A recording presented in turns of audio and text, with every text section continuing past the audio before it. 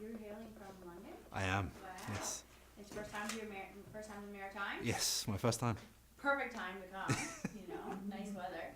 So we're really excited, everybody's amped up. Some people have questions for you. Sure. Some people just want to take it all in. Fantastic. We're gonna stream live, so Sure. I think the guys who aren't here can watch it, and they might go Awesome. They might target it, and Fantastic. we'll get going. So we'll just have a freestyle, whatever way you Sure. feel comfortable, and Sure. questions at the end, or questions if you guys feel like you have a Yep. question on something he's talking about. Yeah, you bet. Sure you don't mind. No, not at all. What I thought I'd do is I've got some slides, but I think I'm literally just going to use them as sort of a discussion point. A lot of the sort of the content I think is sort of broken up into sort of three broad areas. But again, if there's something outside of those areas that you want to cover, don't hesitate to interrupt and ask questions. Mainly to talk about a little bit about who I am, a little bit about my background, a little bit about things that I wish I'd known when I was doing my startups the first time around. A little bit about because I'm an engineer at heart. I've been an engineer for many, many years. A little bit about how doing engineering in startups. A little bit also about hiring, finding people, also about getting hired, actually working in these tech companies, and actually what that process looks like a lot of the time, if some people haven't had contact with that. And finally, a little bit about Angular. As you guys have done some Angular stuff, I'm an Angular contributor. I wrote quite a big part of the protractor test harness in Angular for doing end-to-end tests. So I'll do a couple little tips and tricks, things to avoid, things not to do in Angular as well.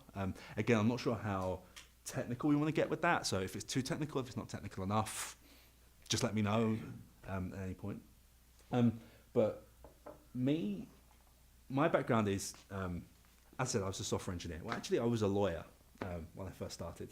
I started building websites when I was a kid, like mid to late 90s. It was always the passion, my hobby, the thing I loved to do. But I made this decision, I think, in the late 90s to say, no one can ever make money, but like making websites. I'm going to be a lawyer instead. I tried to be pragmatic, and I hated it. I hated every minute of it.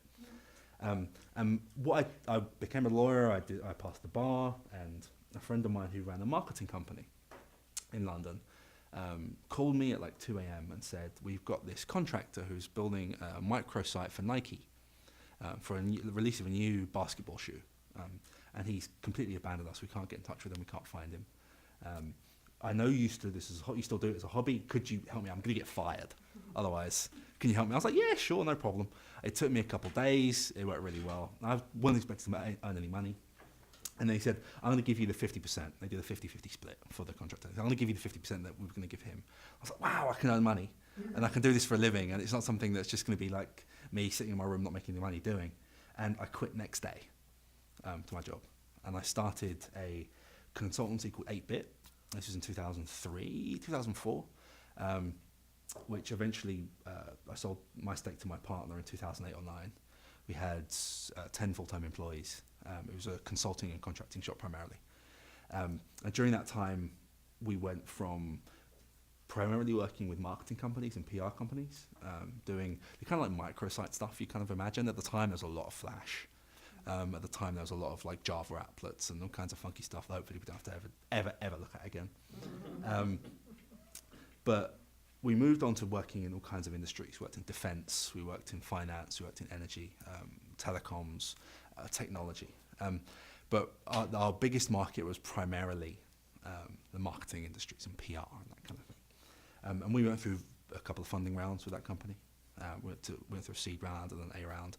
At the time, you could actually get A rounds for consultancies. Much more difficult now. The whole market has significantly shifted in terms of VC capital. And eventually, when 2008 hit and 2009, the bottom fell out of the marketing industry. 80% of our clients went bankrupt. Nobody had any money to spend on marketing of any form. Everything was brought in-house to reduce cost. And so I sold my share to my partner, and then I went to work. I spent a lot of time in Silicon Valley over those years working with clients there. I went to work at Mozilla on the DevTools team. I built what became the DevTools team for Firefox. So hiring a lot of people that eventually did that, and eventually built that team to a few people. I left there after about 6 months.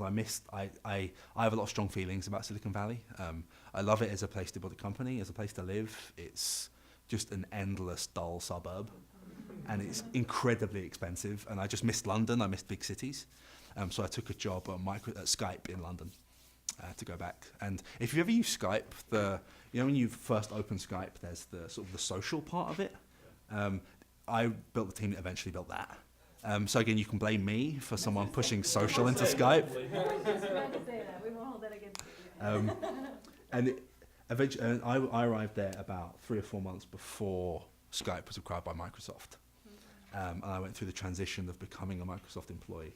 I was at Microsoft for about 2 or 3 months. And like 80% of other people at Skype, I quit.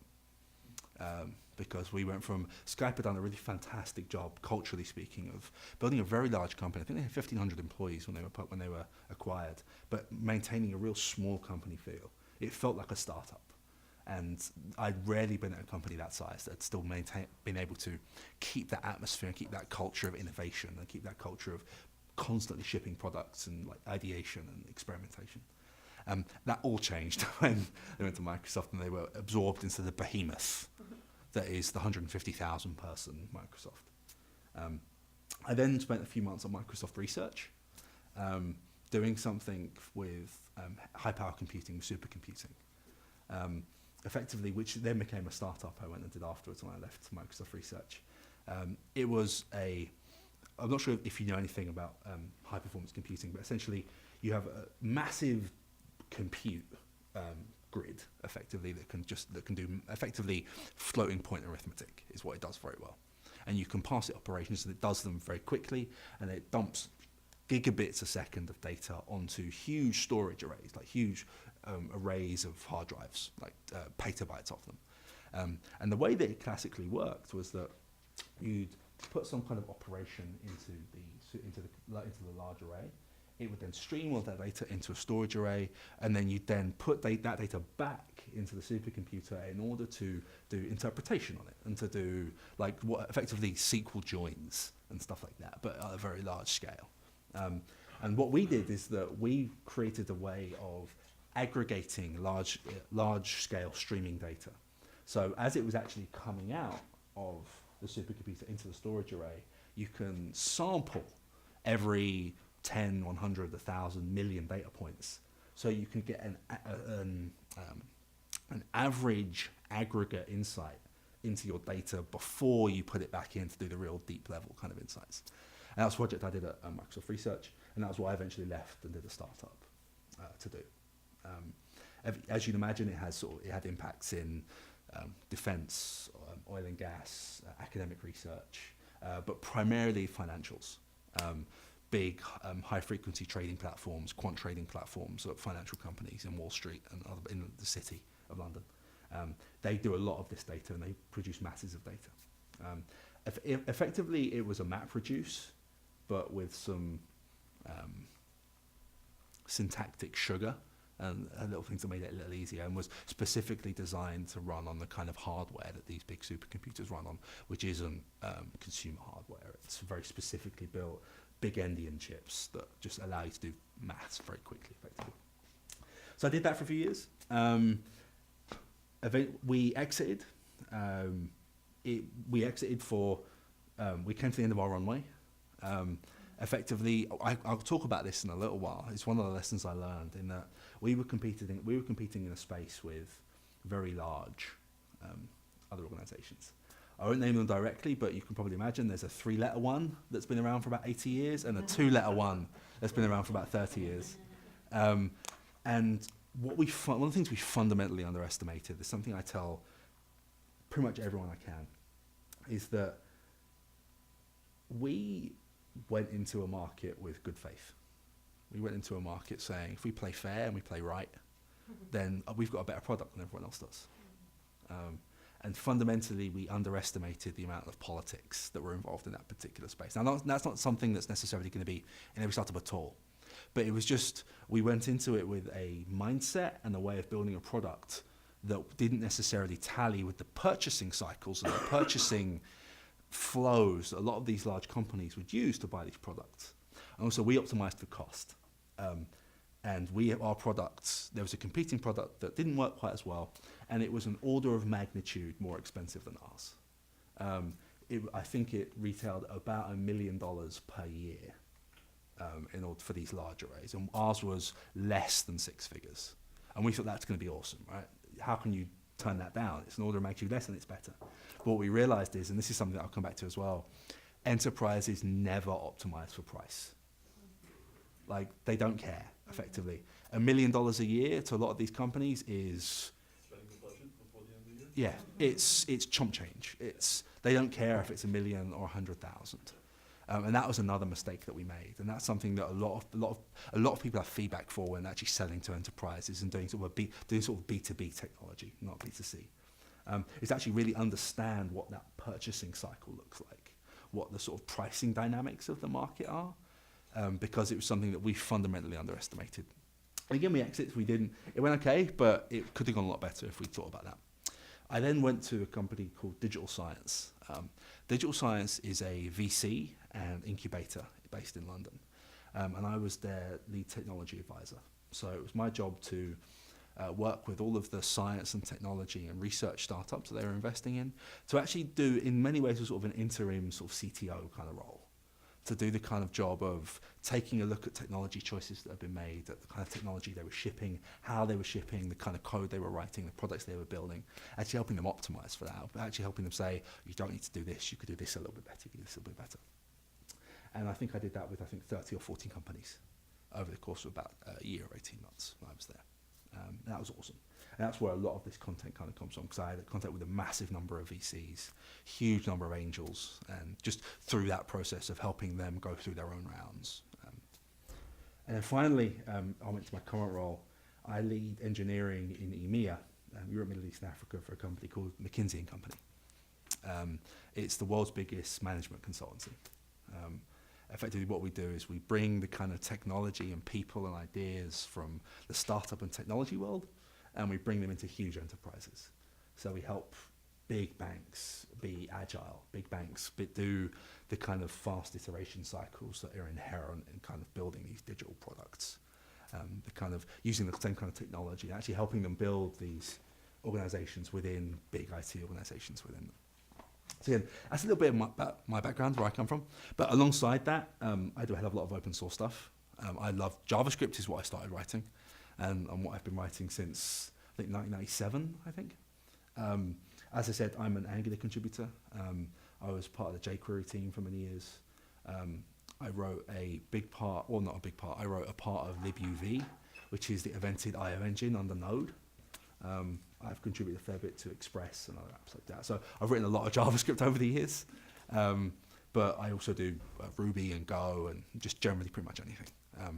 I'm a bit of a magpie when it comes to programming, in that I'll try 500 different things at once and never finish anything.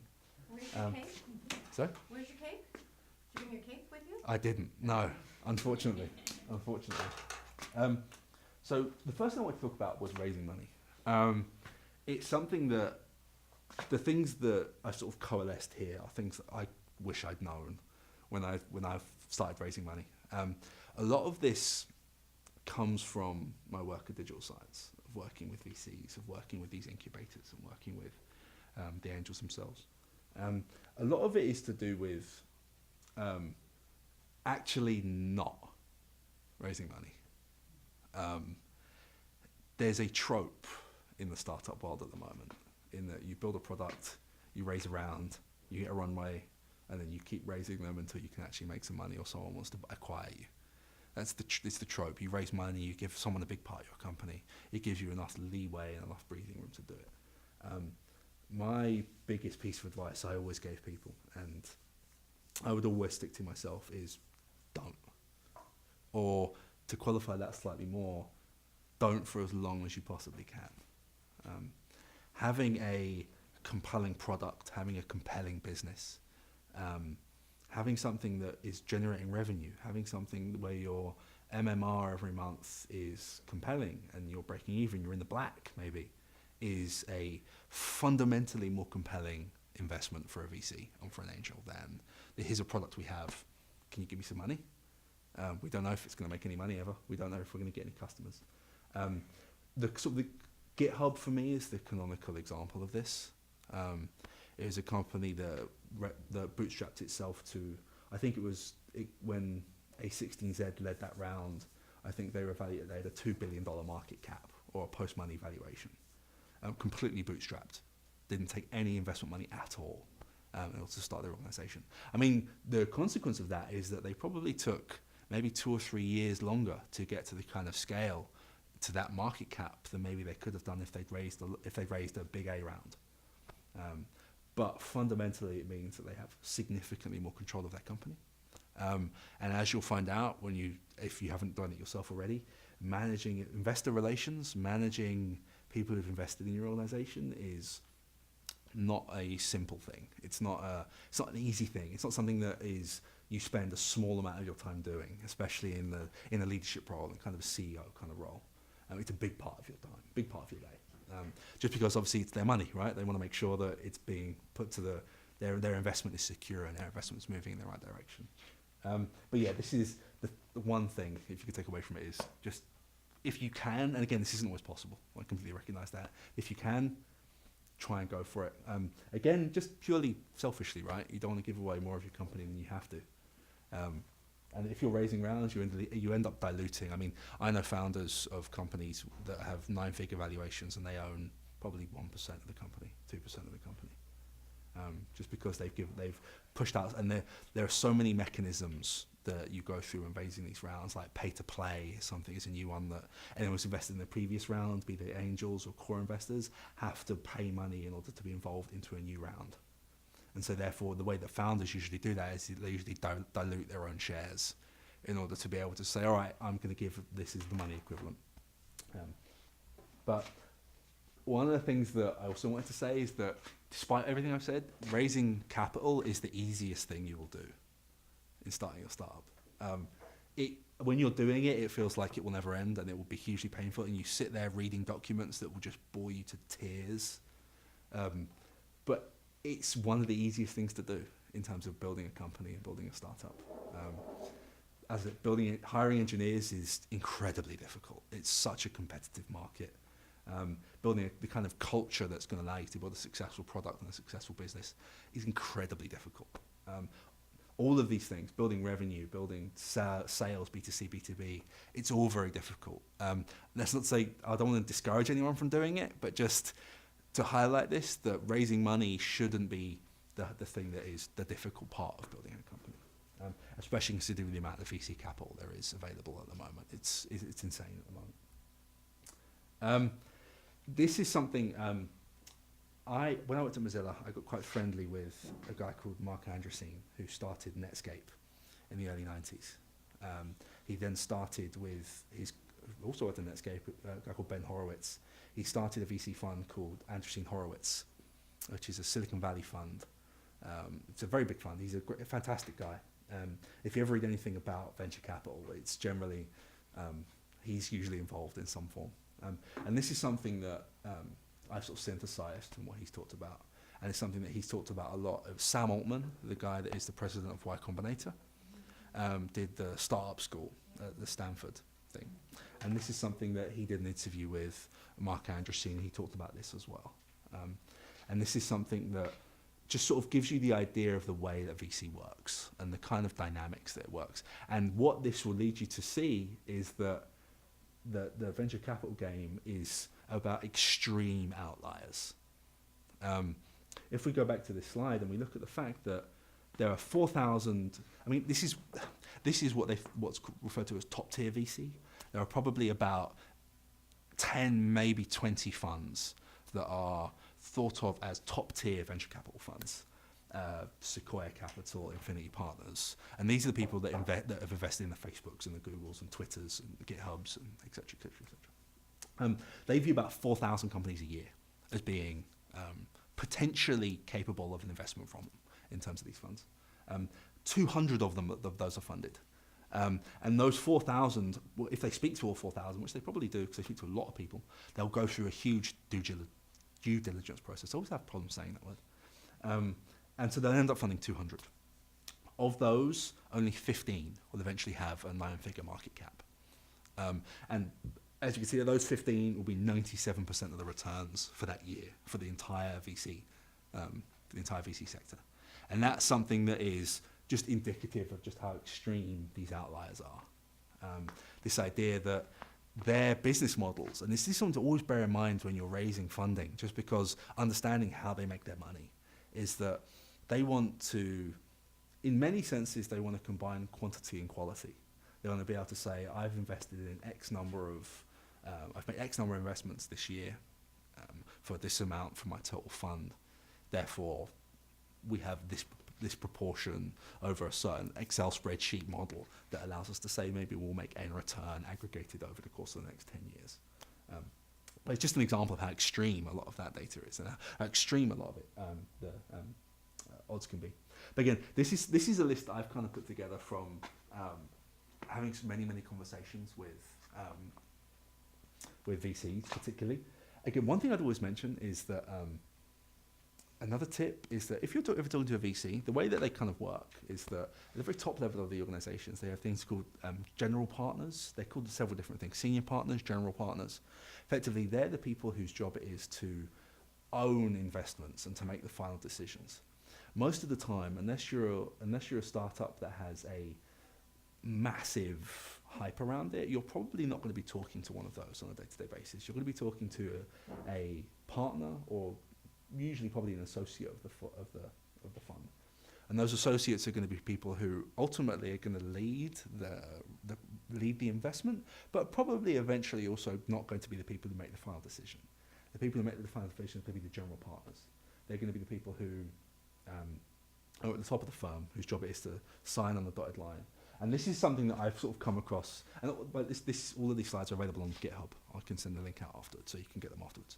And so these are the kind of things that a lot of people look for, and it's sort of weighted in order of priority.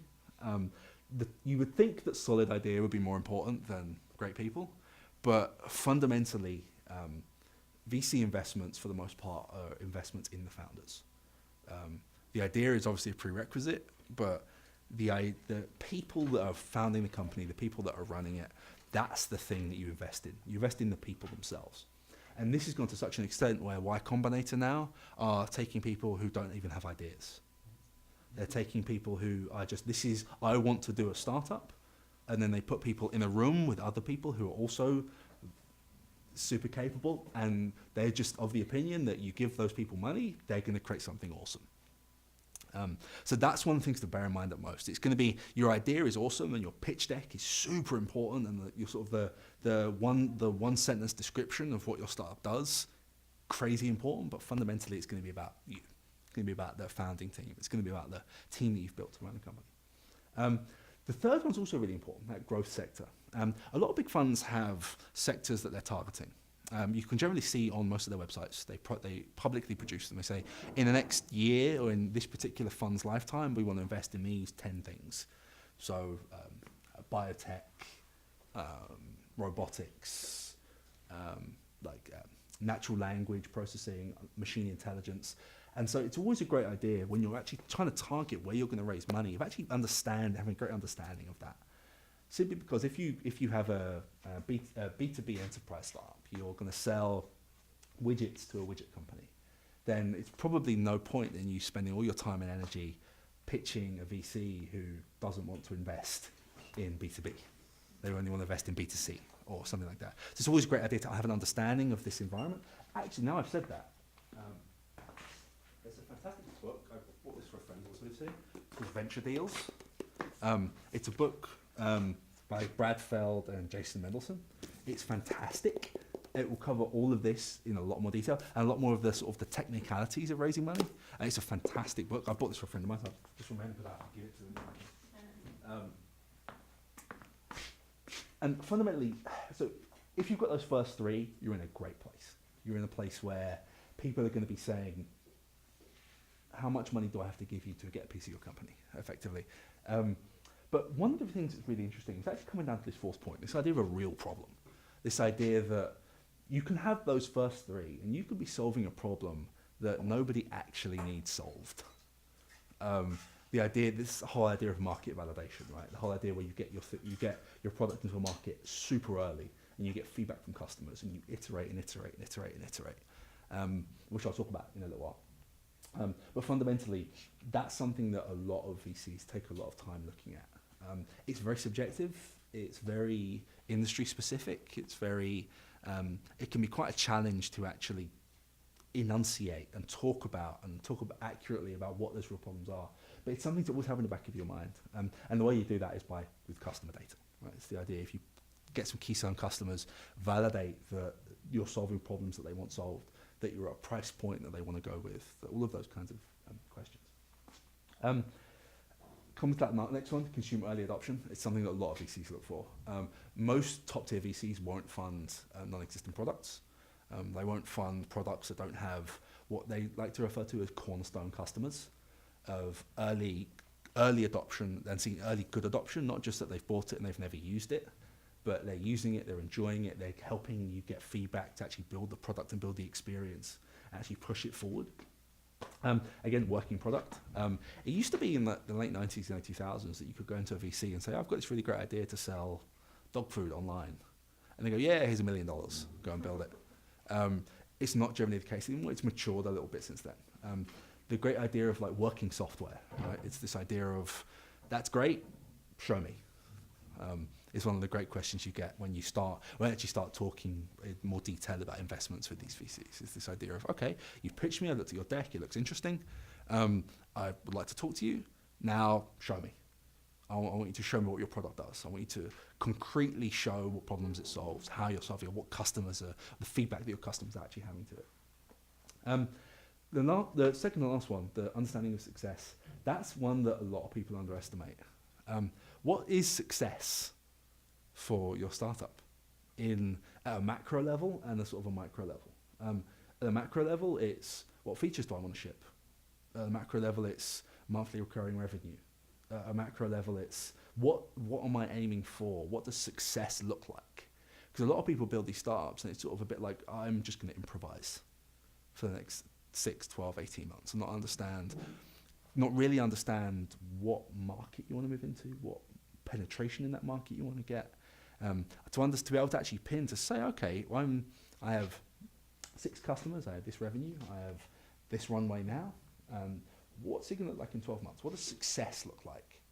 What are the 2 or 3 points that I can put down and I can paint onto the wall and tattoo onto my forearm that everything else can hang around, that everything else can focus on? Could it be building your user acquisition from 5,000 users to 100,000 users? If that's what success looks like for you, then everything about building a product needs to be geared around that, around getting those users. And this is something that a lot of people kind of come into, and it used to be part of the process where when you start to try and raise money, you start to get a lot of advice, and everybody has an opinion in this ecosystem. Some are better than others. But that was generally the process that you'd go through. Is you sort of come in and say, all right, I have an idea what my product's going to be. I have an idea of eventually what I want it to look like at some point. This is my vision that I want to move towards.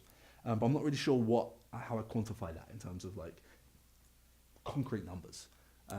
The quantitative side of the qualitative vision, what that looks like. But again, that's something that a lot of people understand, a lot of VCs really look for. If you can really enunciate that and talk about it clearly and say, we're here now, we want to move here, we want to move here, we want to move here. This is going to have this direct impact on market cap, revenue, etc., etc. It's a very powerful message. And the final one, the last one, business development. It's sort of the same sort of thing, but this is a lot more focused towards people that do direct sales, not necessarily advertising based or that kind of thing. Sales are very important, obviously, but funnily enough, they're at the bottom of the stack. Sales are something that hiring a good salesperson is one of the best decisions you can make, and is such a cornerstone of building a successful business, a sales-based successful business. Somebody who knows the market, somebody who can actually go into it. Because one of the things that you'll find is when you start companies, and when you start, you're a jack of all trades. You do everything, literally everything. Writing code, design, sales, etc., etc. And then actually understanding delegation in these kinds of things, actually understanding that, you know what, even to the extent that people who start companies, they don't end up as the best CEO. They're maybe not the best person to run the company. Maybe that's just not a skill set that you want to do, you're happy doing, or maybe that you're capable of doing. And that's something that you come along and you have a lot of contact with investors.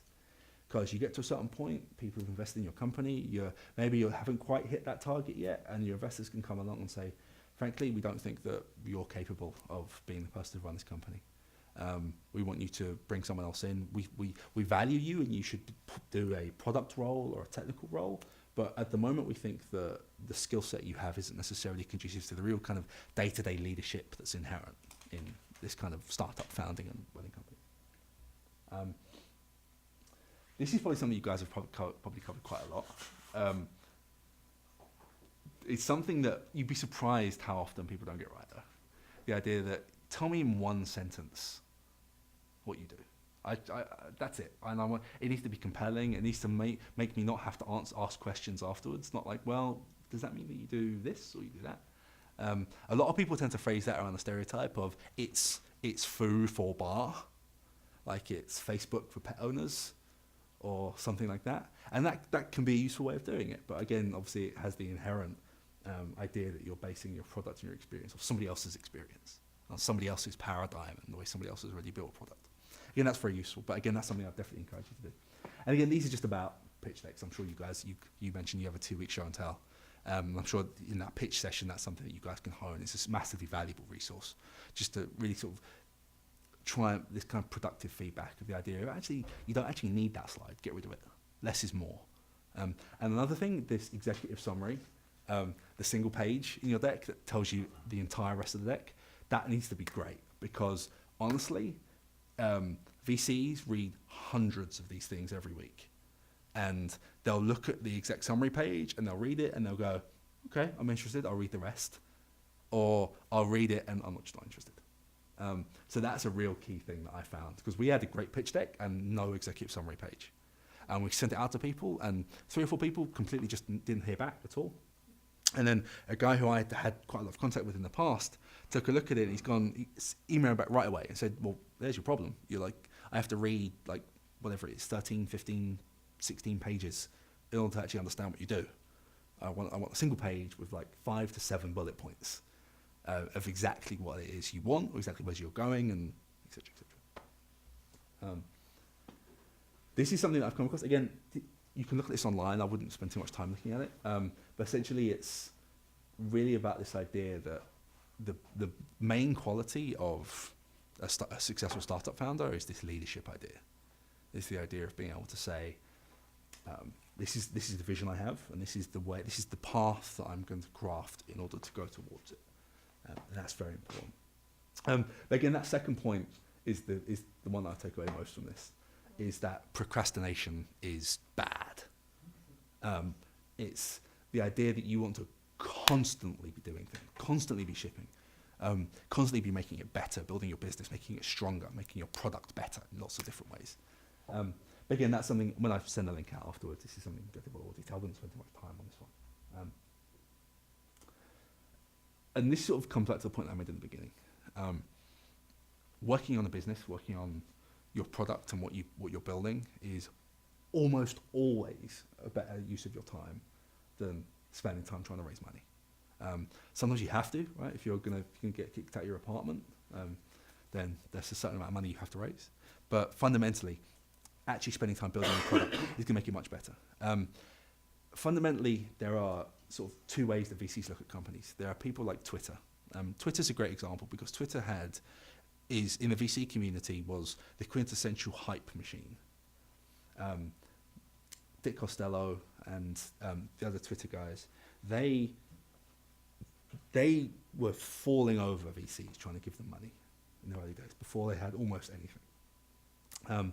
They built up so much hype behind their organization that they could pretty much pick and choose from VCs. They could say, actually, no, I'll take 20% more money and give you 5% less stock than these other people.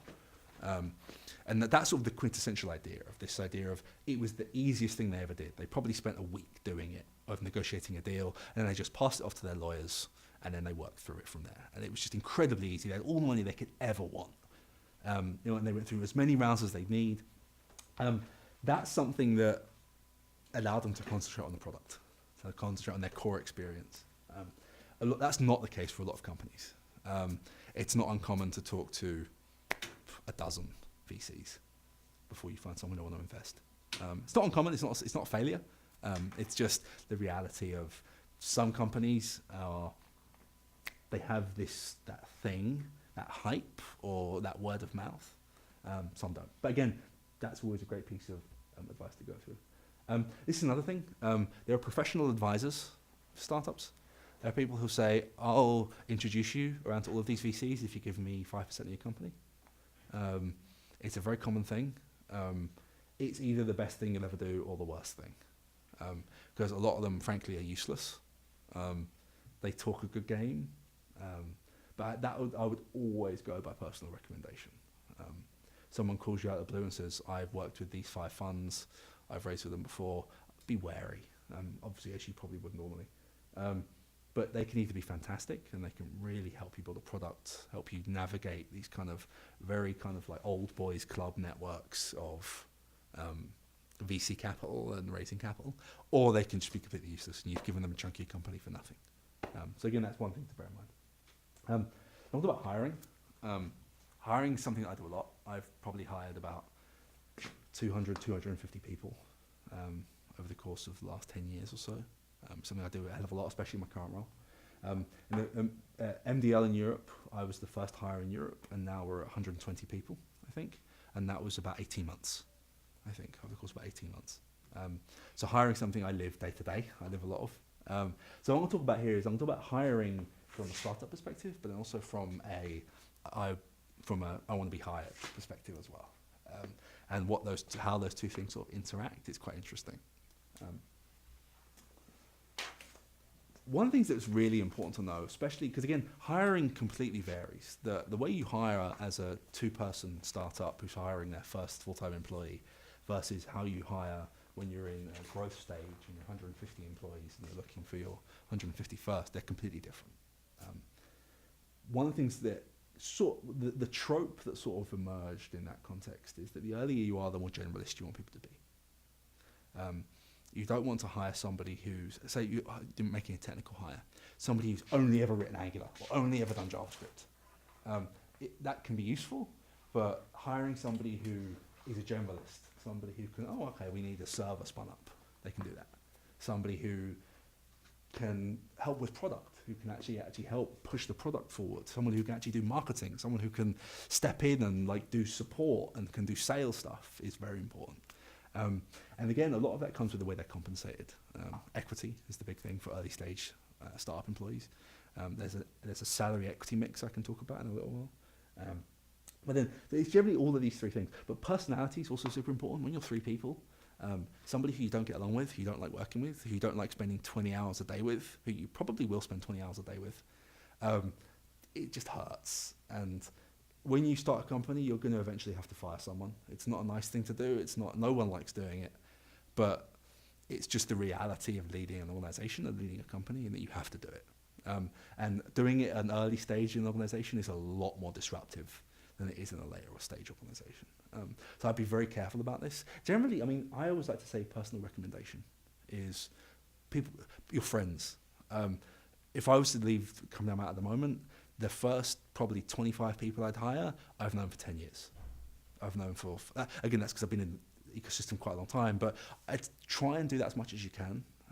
You know their personalities, you know their working habits, you know what they're actually capable of.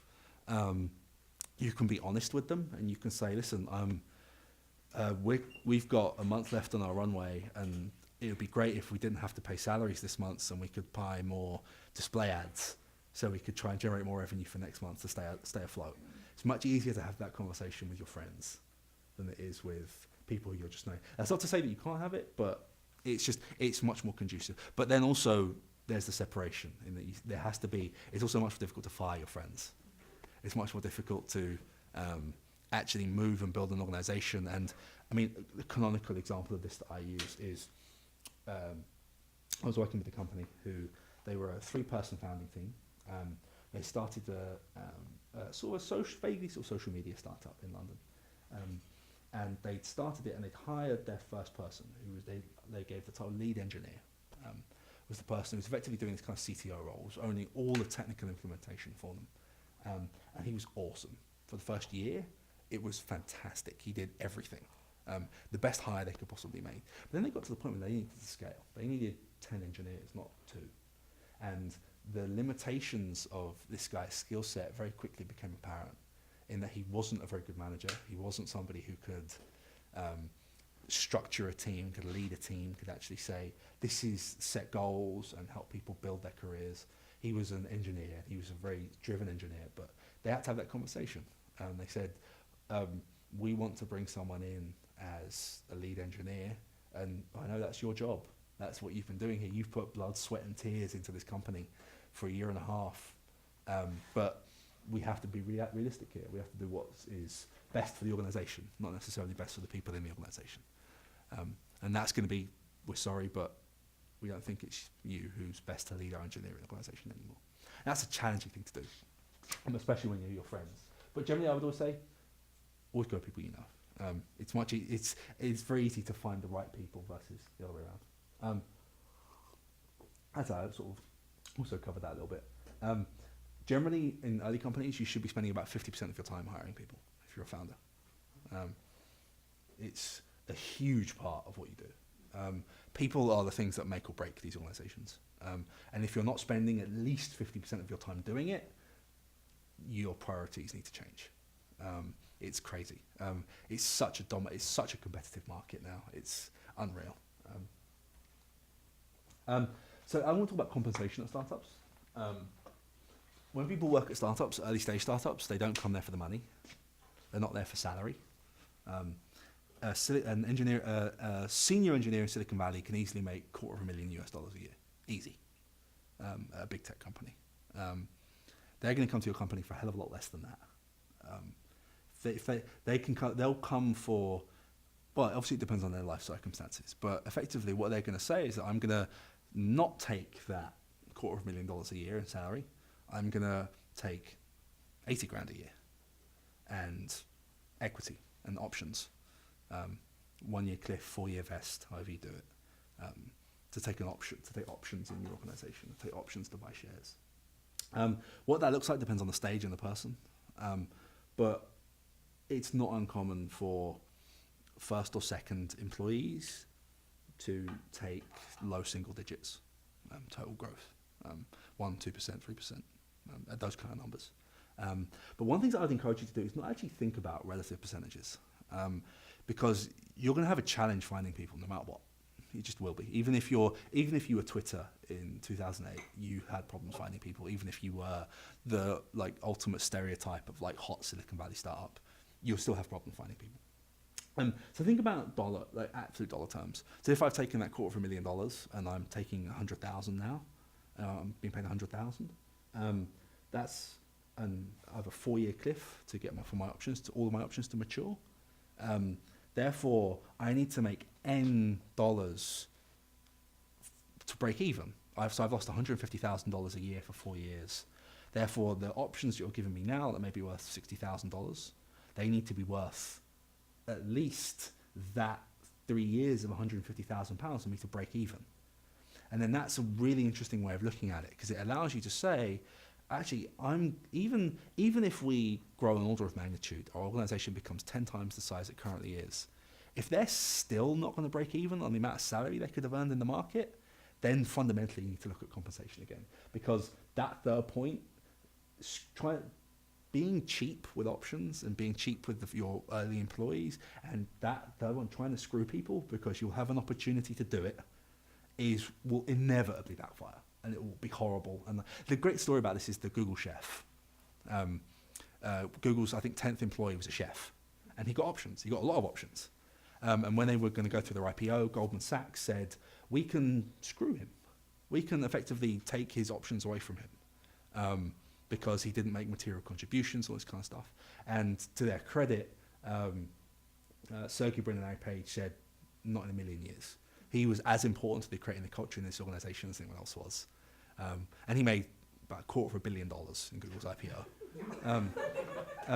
And he was the chef in the beginning, right? And that happened at Facebook too. That the guy at Facebook headquarters that did graffiti, he graffitied Facebook's headquarters. Mark Zuckerberg gave him 1% of Facebook, and because he couldn't afford to pay him. And this guy that spent a day graffitiing the walls of Facebook made 1% in their IPO. So he probably made $350 million. Yeah. Yeah. And so that's this kind of idea in that there will be, he could have screwed him too. And I'm fairly sure the bank that was managing Facebook's IPO probably told him to do that, to say like, remove this guy's options. He didn't do anything. He just painted on the walls. But like, there's gonna be a lot of opportunity to do things like that. Like pay to play, I talked about as well, is another way of doing that. So that what a lot of people will do is, so you've raised a seed fund, you raised a seed round, sorry. You've made like $250,000 and you've done really well. You want to raise an A round. You want to raise, say, $3 million for your organization.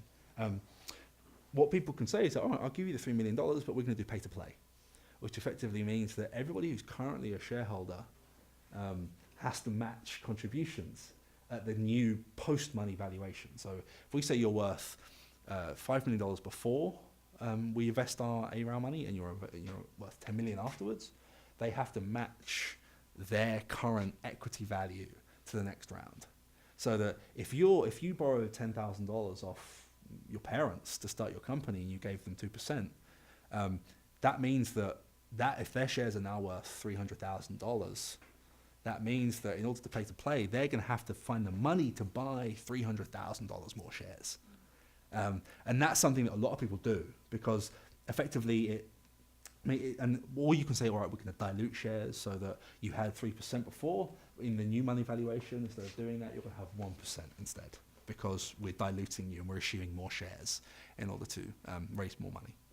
So there's lots of ways you can do that. But I'd also just, I always like to say, like the Will Wheaton's golden rule, don't be a dick.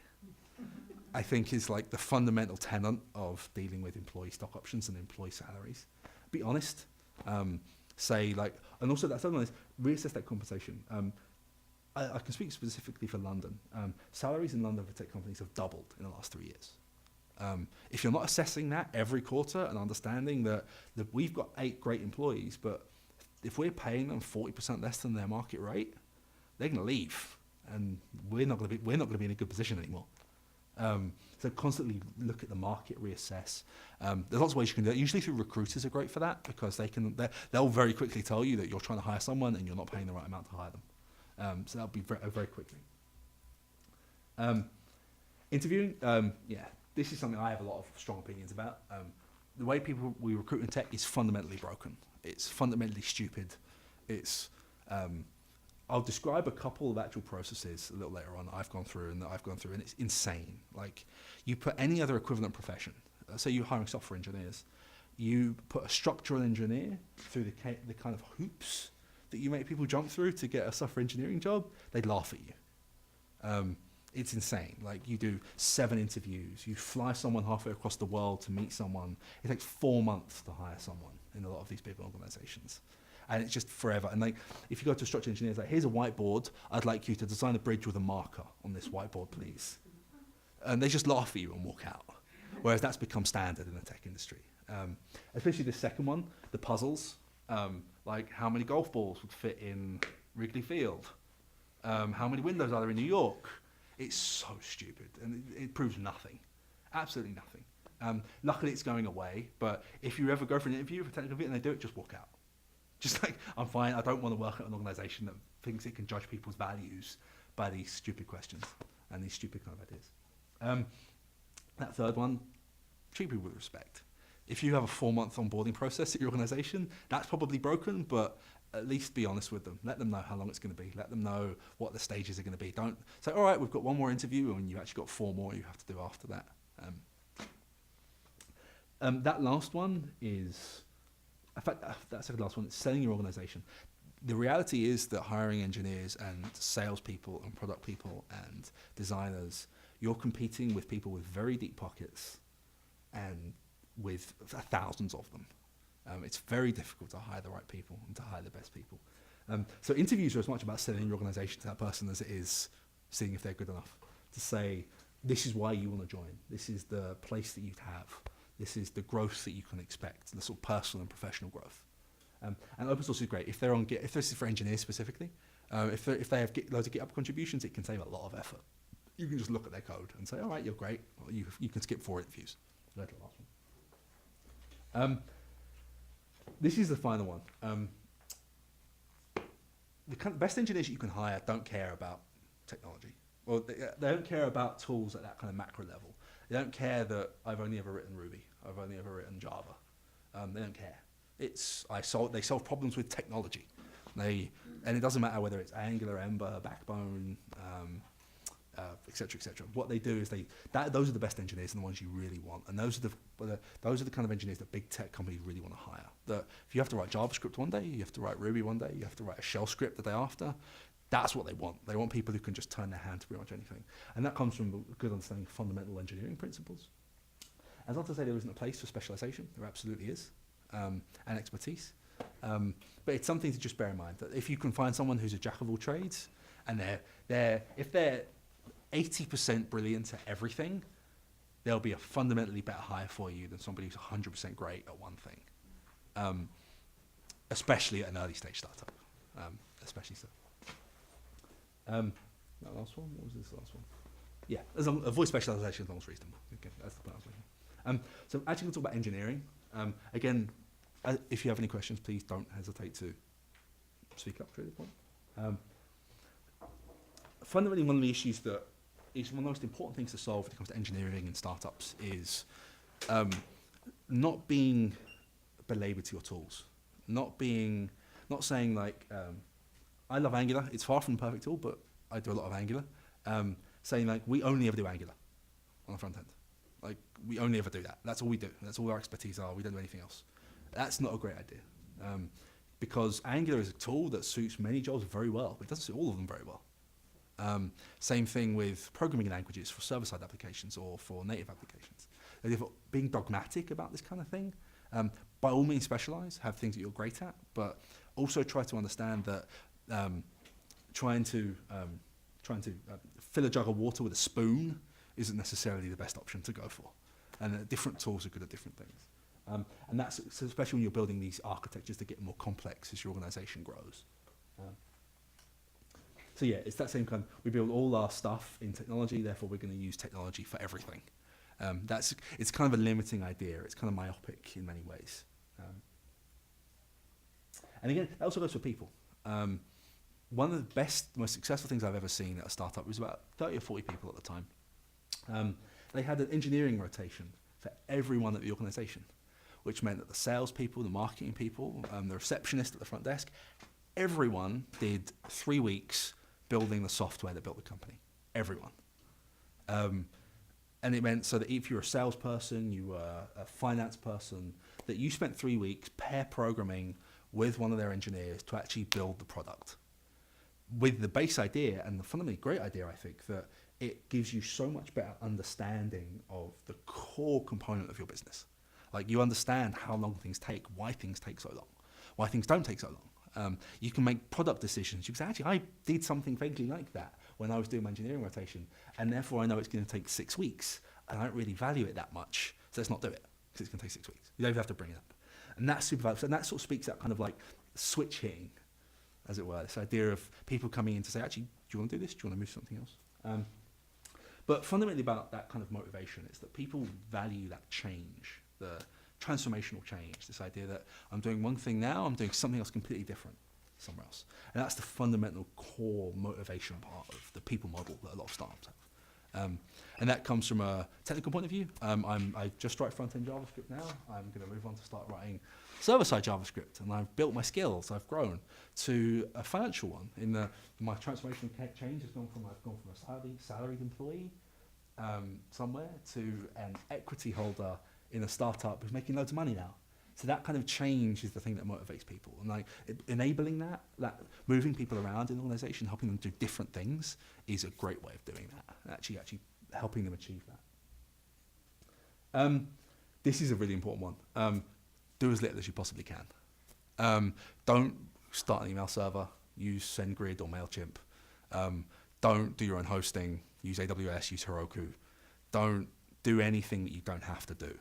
Spend all of your time building your product and building your core business, not the boilerplate. Don't build your own way of sending text messages. Use Twilio.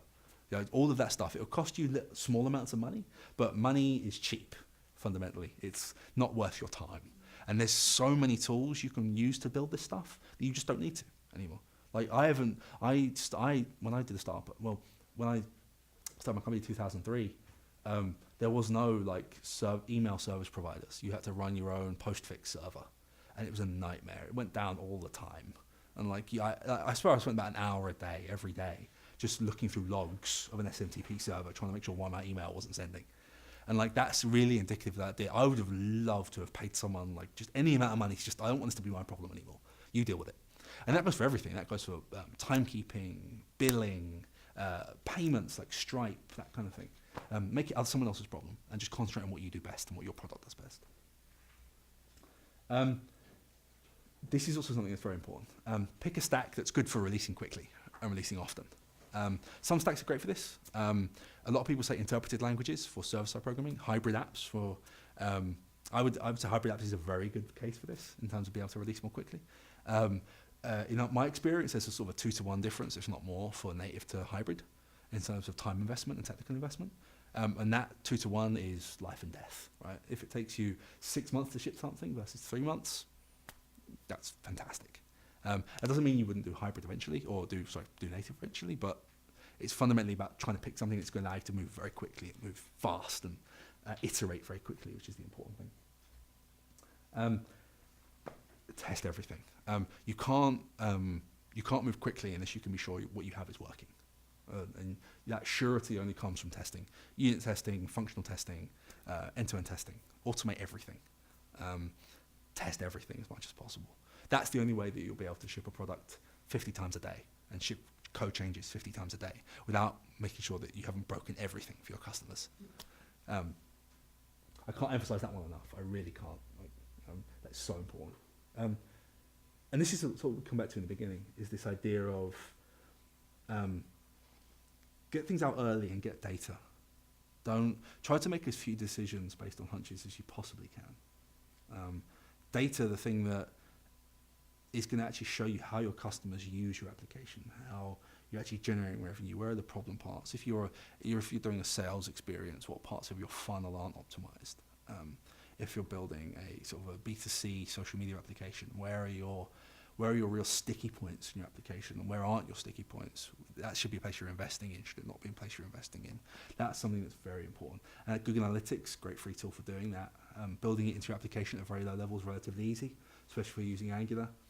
It's just a global object it's just a property on the window object, .ga. You can put .ga push arbitrary data in there. Someone clicks a button, push it into GA. Someone opens a slider thing, push it into GA. Then even if you don't use the data right away, you'll have historic data for your whole app. It allows you to really say, actually, people don't actually use this drop-down thing. They don't know it's there. Therefore, maybe we should not put it in the drop-down anymore. We should put it straight on the page, increase conversion, stickiness, and that kind of stuff. Sorry, Sure. could you explain like what you mean by pushing it to GA? Google Analytics. Okay, So yeah, Google Analytics has an analytics payload. Obviously, you load onto your page if you want to track it. And out the box, it comes with a lot of quite complex tracking and analytics, as you've probably seen yourself.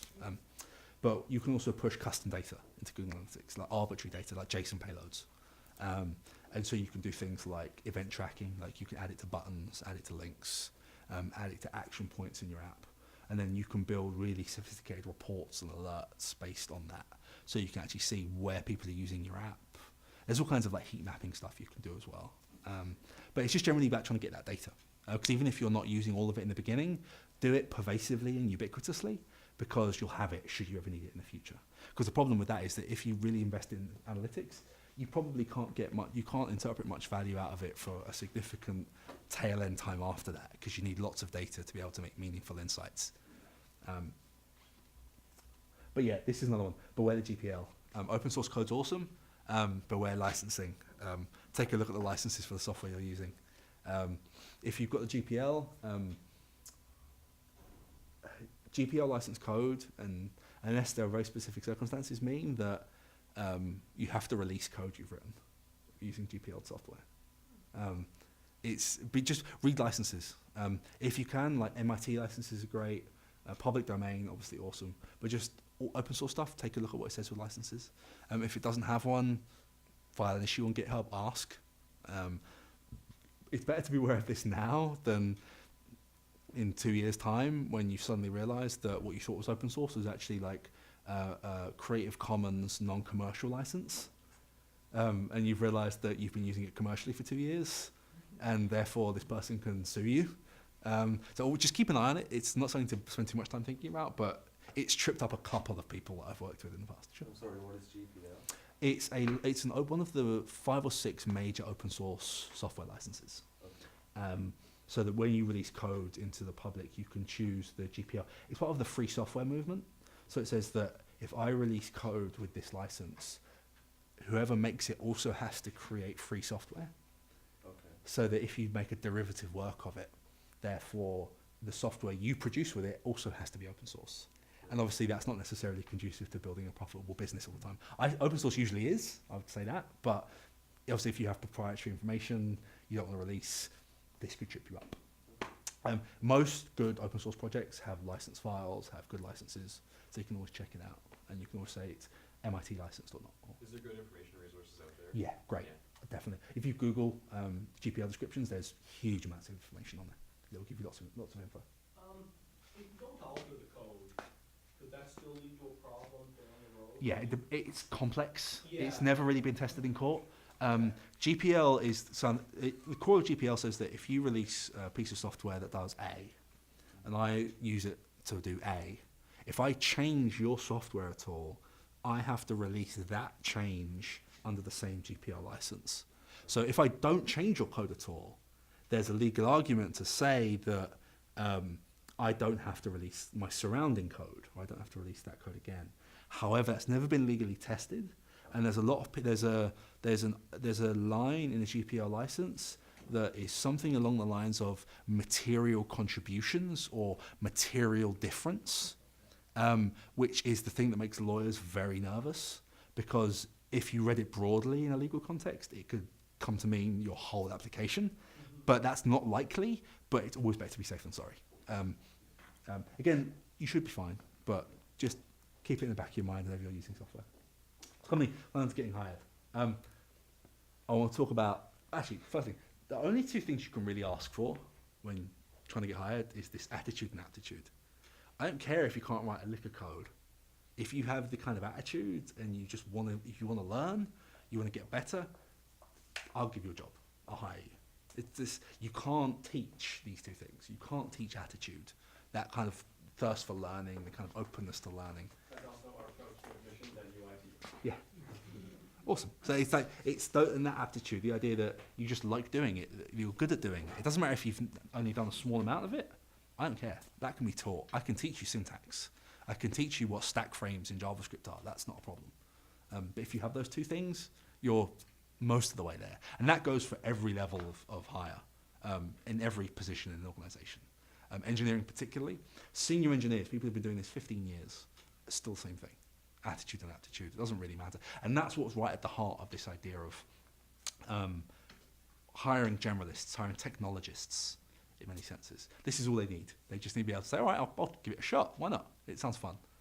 And that's the cornerstone of these good hires. I think that's really at the heart of what these big tech companies and startups are looking for.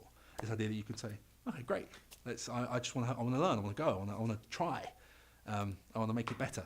And that's awesome. And if you have those 2 things, you're on an easy street as far as I'm concerned. But again, another reminder: technical interview is broken. The whole process of finding technical people, bringing them on board, is stupid and counterproductive in many ways.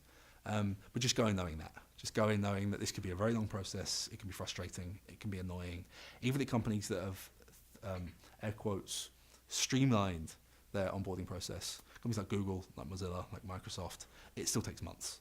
It's not like it's just insane. You like 14 interviews and speaking, like what I was actually going to do is just give you a couple of examples. For instance, a Mozilla interview. To start working with software engineering in Mozilla, there are 3, if you're remote, if you're not in Silicon Valley, there are 3 phone interviews. First one is with a talent acquisition person, they're called, which is a horrible euphemism. But effectively, it's their job to see, are you even vaguely suitable? They're the ones who take the 1,000 people down to the 100 people. They're vaguely technical. They can ask you vaguely technical questions. The next one is generally with your manager, with the person who's going to be the person who you ultimately be reporting to, your dotted line, as it were. The third one is with a peer, so somebody who you'd be working with day to day. And though the next one is more technical, but it's a discussion. The third one is very technical. It's a deep down technical discussion of potentially anything. It could be a coding exercise, could be take this code, show me why it's broken, etc., etc. You get through that. What they then do is you then have what's called a culture conversation, which is another phone interview, which is, are you the right kind of personality? Are you going to break the team? I like to think of it as. And then that's not even it at that point. At that point, if you're not in Silicon Valley, they'll usually fly you to Silicon Valley, and they'll for a full 2 days of interviews, and those interviews are everything from the aforementioned and reviled, here's a whiteboard and a marker, implement a quick sort in pseudocode in an hour on this whiteboard, and it's stupid. Everything to sitting in front of a group of 10 people on the other side of a conference room table, firing questions at you, saying, well, what's this, what's that, can you answer this? And it's long and it's grilling and it's exhausting, but it's just a reality in a lot of these organizations. Only after that point, only after those 2 days, when you go back home, they say, yes, we'd like to offer you a job, or we'd not like to not offer you a job. It's crazy, absolutely crazy. And that's kind of indicative of big tech company recruiting, like Google's, Microsoft. Microsoft, it depends. Microsoft's such a big organization, it kind of depends where you go to work at Microsoft.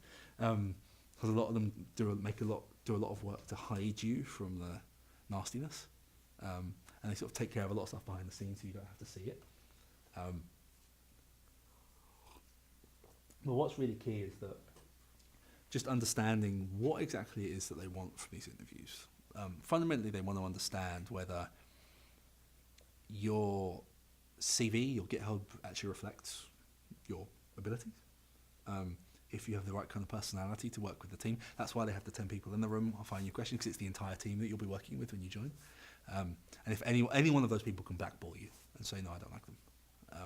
So it's a very strange process, and this is why it's so fundamentally broken. Think about that in a civil engineering context, in a architectural context, in a lawyerly context, in any other kind of professional role, and it'd be ridiculous. I mean, what some companies are even doing now is that because they recognise it's such a burden, is that they're paying people full contractor day rates. So say you come and interview with us for a day, we'll pay you a full day's contractor rate. So we'll give you like $1,000 or something, so you can come in for a day. But yeah, it's crazy, absolutely crazy. But if you do ever come into situations, feel free to reach out on Twitter or email or anything. I'm happy to give any advice. I've done a lot of that hiring over the years. I've tried to make it better. The good end of this is, the best end that I've put in place at my current company is we do 3 phone interviews. But the reason we can do that, and the reason it's so much shorter, is that we do contract to hire as our onboarding process. In that we'll say, we'd love to work with you, but we'll bring you on board as a contractor for 3 months. You earn a lot of money, because contractors earn more money than full-time employees do. And if you like us, if we like you, we'll offer you a full-time position. Because it allows you to like front load all of that nastiness away. And generally, I mean, I think I've been in through all of those processes, both on the hiring and the inbound and sort of hiring side of things. And you know within the first couple of interviews whether you're going to hire someone or not. And there are various uninteresting and pro forma reasons why you have to do the 14 other interviews, wherever they are. But do you know what I mean? You can generally tell. I mean, it's human dynamics, right? It's this idea that you can understand the way they talk, how they enunciate, how they're very passionate about what they do. Yep, I want to hire you. The rest of it's just a formality to make sure we tick some boxes. That's another thing, to sort of the other side of what I said before. Technology agnostic, especially for engineering positions, is this idea of, I don't care who I work with. I love Angular, I work with a lot of Angular, but if I didn't have to work with Angular again tomorrow, I wouldn't be too fussed. Again, that comes from experience. You learn one thing when you start, and you branch out. But try to be as much as possible. That's not to say there isn't a place for specialization. Absolutely is. But generally, you'll find that you'll have an easier time if you can say, all right, I can't do it now, but I'll give it a shot. Give me 3 weeks, I'll be awesome at it. That's a great attitude to have, and a lot of these with that kind of technology stacks especially. Framework agnostic. This is sort of an extension of that. The first one maybe, or I'm a JavaScript programmer, or I'm an Objective-C programmer, or I'm a Java programmer, or I'm a designer, or I don't do UX, etc., etc. But this one's much more like, oh, I've only ever done Ember, I'm not going to do Angular. That kind of idea. Just don't worry. It's all effectively the same thing. The paradigm's a little different. There's some syntactic sugar differences, but effectively it's the same patterns. You're achieving the same thing, but with just a different set of tools. This is another one to try and do. Again, it's not always practical for people. It involves a time investment that you can't, not everyone has the time to make. Not everyone works in an industry where it's possible. Not everyone works in an industry where they have the time to do it. But GitHub is something, and open source is something that a lot of people look at and a lot of people take value from. It's something that can help you skip a lot of the nastiness in technical interviewing. It's something that can help you really leap forward in terms of pushing your CV, for lack of a better word, out from the pile. They can just open GitHub or look at your GitHub username and say, wow, I can look at this person's code. They've wrote some really awesome things. It's very useful, very, very useful indeed. Again, pinch of salt, not everyone can do it, and everyone recognises that, so I wouldn't take it as a prerequisite at all. But this is specifically something about JavaScript. If you want to get hired, write in JavaScript. Something that the list of things that I'll always go for, that I'll always talk about.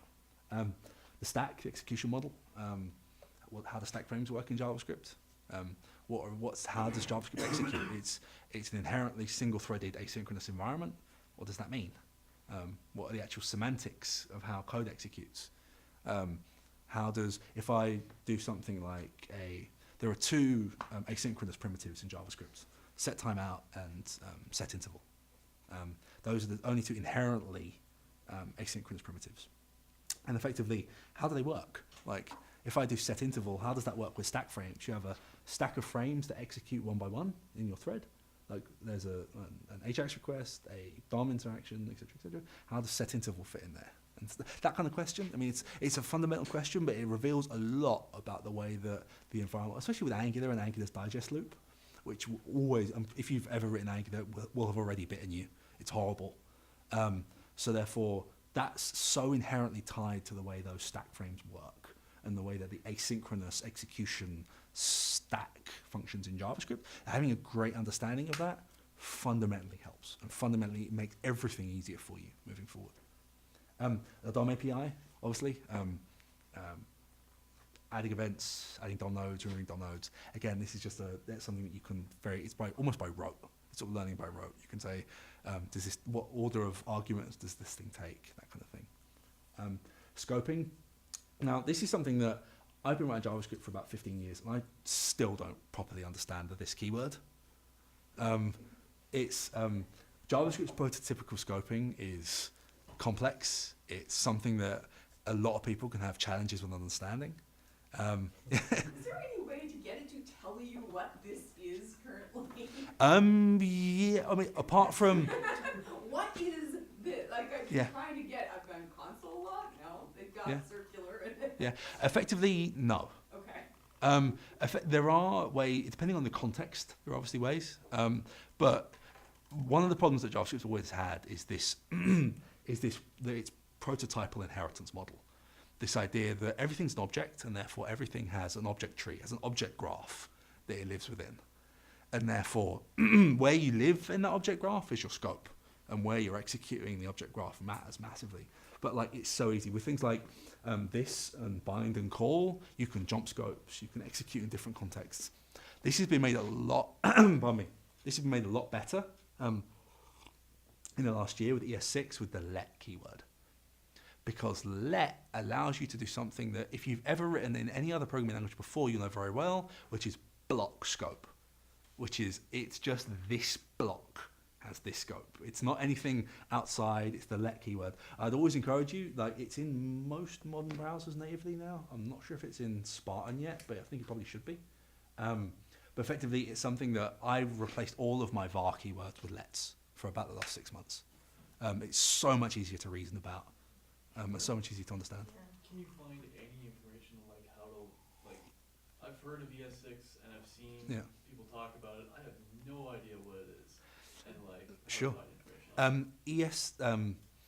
There are a number of sites. The best one is there's a site called HTML5rocks.com, Yeah. which is the site that's produced by the Google Chrome dev team. They write a lot about it, and that's ES6, the official default implementation of JavaScript. That's a great place. There's a site called esdiscuss.org, which summarizes the very long, in-depth email threads that eventually result in these standards, and it summarizes what people are talking about, and it's massively valuable. But again, that's probably a little bit more in-depth, but HTML5rocks is a great place to start. They have very in-depth discussions about how to do these things. But effectively, the core of ES6 is about, the new version of JavaScript is about fundamentally bringing and fundamentally hiding some of the nastiness that JavaScript's always had, which is about everything's an object on a global scope. Everything uses this kind of like weirdly janky class syntax. You know, JavaScript doesn't have classes, right? It's objects. It's not a classically inheritance language like PHP or Java or anything else. So you have objects, you have the prototype, right? You have like function.prototype.a-method or whatever it is. And that people always try to add like this classical inheritance shim on top of that by trying to add classes into JavaScript, but JavaScript doesn't have classes. Now ES6 has sort of formalized that in that it's given a set of semantics and a grammar for actually defining classes.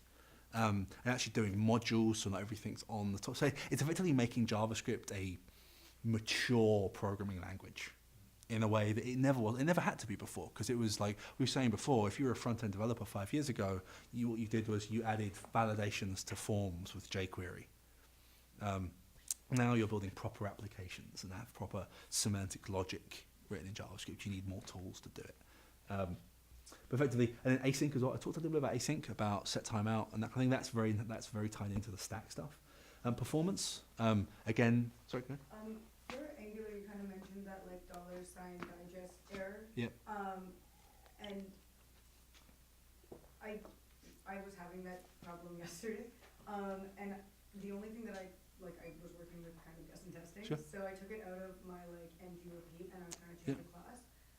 But like, what is there a way that I could fix that, like by doing a set timeout somewhere, or? Yeah, possibly. I mean, one of the things that's really interesting is that Angular has a core set of events that you can hook into that are like scope.on, which expose, and you can pass it as string literal, which is like there's a whole set of life cycle events that you can tie into, which are effectively things like digest. I think it's digest complete is one of them. Digest start, digest tick. So every 20 milliseconds where it ticks the digest loop, it can fire. And there's a whole set of life cycle events you can tie into there. So you can say the error that everyone gets when they write Angular is that digest in progress. Yada yada yada. Yeah, and that's literally where you're trying to manually call a digest loop to affect something in the DOM where it's already happening. Okay. And so therefore, what you can either do is that you can either tie into one of those events, so the lifecycle events, the digest lifecycle events, and say actually only run my digest when all the rest of them are finished, or when there isn't one currently running. Put it into the stack and just put it into the order, into the queue, and it will eventually execute.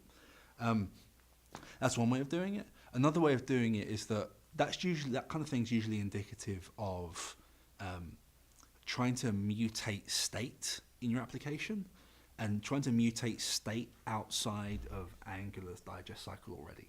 If you're trying to mutate state in that digest cycle, therefore Angular's already going to know about it and it's just going to automatically update and not care. Whereas if you're updating outside it, like in a service or a factory or a provider or wherever you're doing it, you're trying to mutate state in your controller, then I would maybe question whether you need to mutate that state there, or you can actually mutate it already in the digest cycle to make life a little bit easier. I think you're absolutely right. That's a problem that everyone has with Angular. It's a giant pain, and it's actually changing in Angular 2, in that it's going to allow you to do a much more granular digest management. But again, we can come to that in a little more. But performance is exactly that. That's going to digest the stack loop. Why is the DOM slow? Avoid using the DOM as often as possible. The DOM will slow your app down. So with Angular performance issues, right? If you have Angular by default has two-way binds in its templates when you do the curly brace syntax. So by definition, what that means is that every 20 milliseconds, 2 functions are evaluated in the global scope for every one of those. And therefore, if you've got like an ng repeat with 2,000 things in it, and you're double binding, you've got 4,000 functions that evaluate every 20 milliseconds. And therefore, if they're not particularly heavy functions, that's fine. But you'll start to really notice like janky, like scrolling, and your scrolling slows, mobile, the performance gets really crappy. Those are the kind of issues. And again, Angular 1.3, I'll talk about it. I've got an Angular section in a minute we can talk about. There's a double colon expression, so you can do like curly brace, double colon, and then your expression afterwards, and that just gives it a single bind. So it's just a one-way bind. So therefore, that one-way bind will only have one function as opposed to 2, which can improve performance. And that's going to be default in Angular 2 as well. They're removing 2-way binds when they go to one-way binding, because they realize nobody actually uses 2-way binding. You only use it for forms, and then you can explicitly do it. You can actually explicitly make this a 2-way bind. Types and grammar, just literally understanding the way that what are JavaScript's native types, number, Boolean, object, array, that kind of thing. How do they work? How do they interact with each other? What can you do with them? What are they inherently useful for?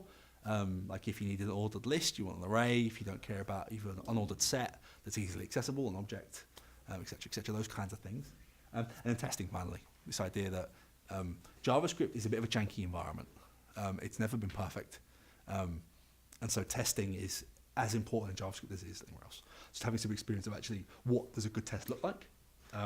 What should a unit test do?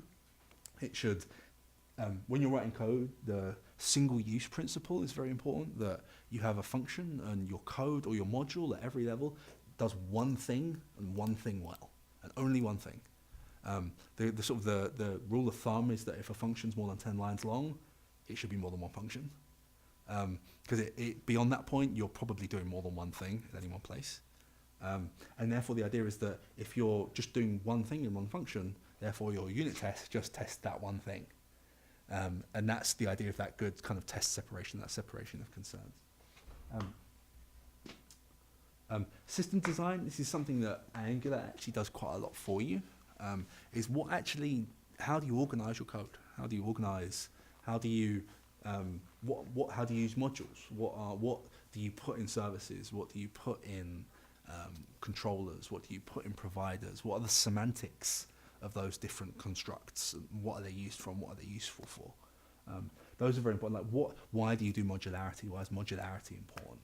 Testability, the idea that if I have a module that does one thing, it has 10 functions in it that each do one thing, and in combination it just does one larger thing. Therefore, testing that's easier. It's composable. I can remove it and I can put something else in its place because it's self-contained and it's modular in that sense. And Angular does a lot of that for you, and that's one of its great strengths, is that it gives you this kind of structure in which to build your application. And sure. I have more Angular questions. No so problem. I'm gonna wait for your. It's up to you. You're doing it now. Okay. One of my issues is like where I put the logic. So when I was doing some tutorials, like they were doing it in a link function in the directive, but I don't have a link function in my service, so I'm just doing it straight in my controller, and I don't know if that's like where I'm supposed to. I have a slide on that in a little while, but effectively it's actually let me quickly fast forward to that slide, 'cause I think it pretty much answers your question right away.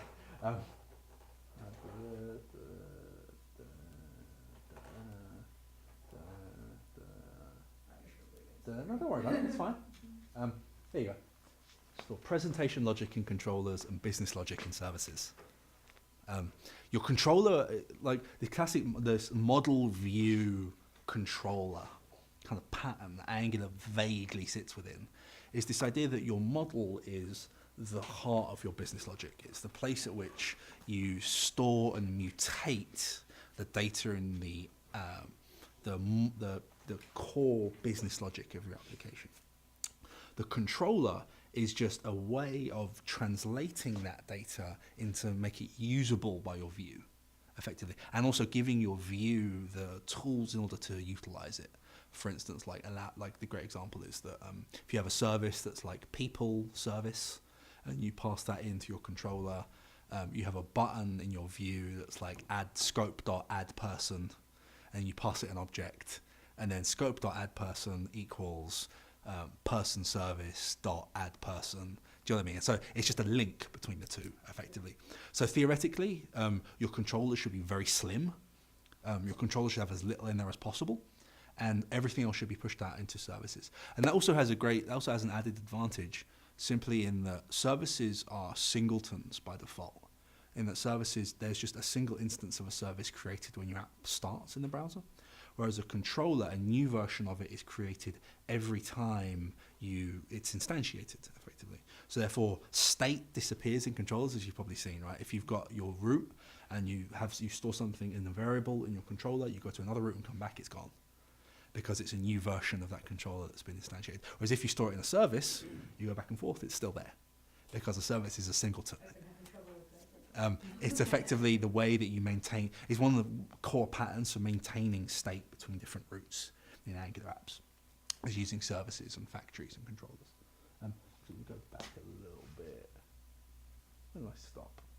Yeah, right, just in design. CSS. CSS is awful. No one in their right mind likes CSS as far as I'm concerned. I do it as little as I possibly can. I would always use Sass or less or stylus.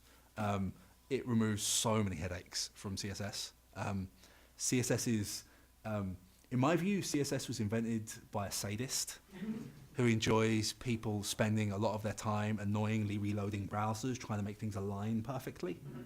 But again, it's something that if you're writing JavaScript on the front end, this is less so these days than that we have people that are just JavaScript, just write front end JavaScript, don't do CSS at all.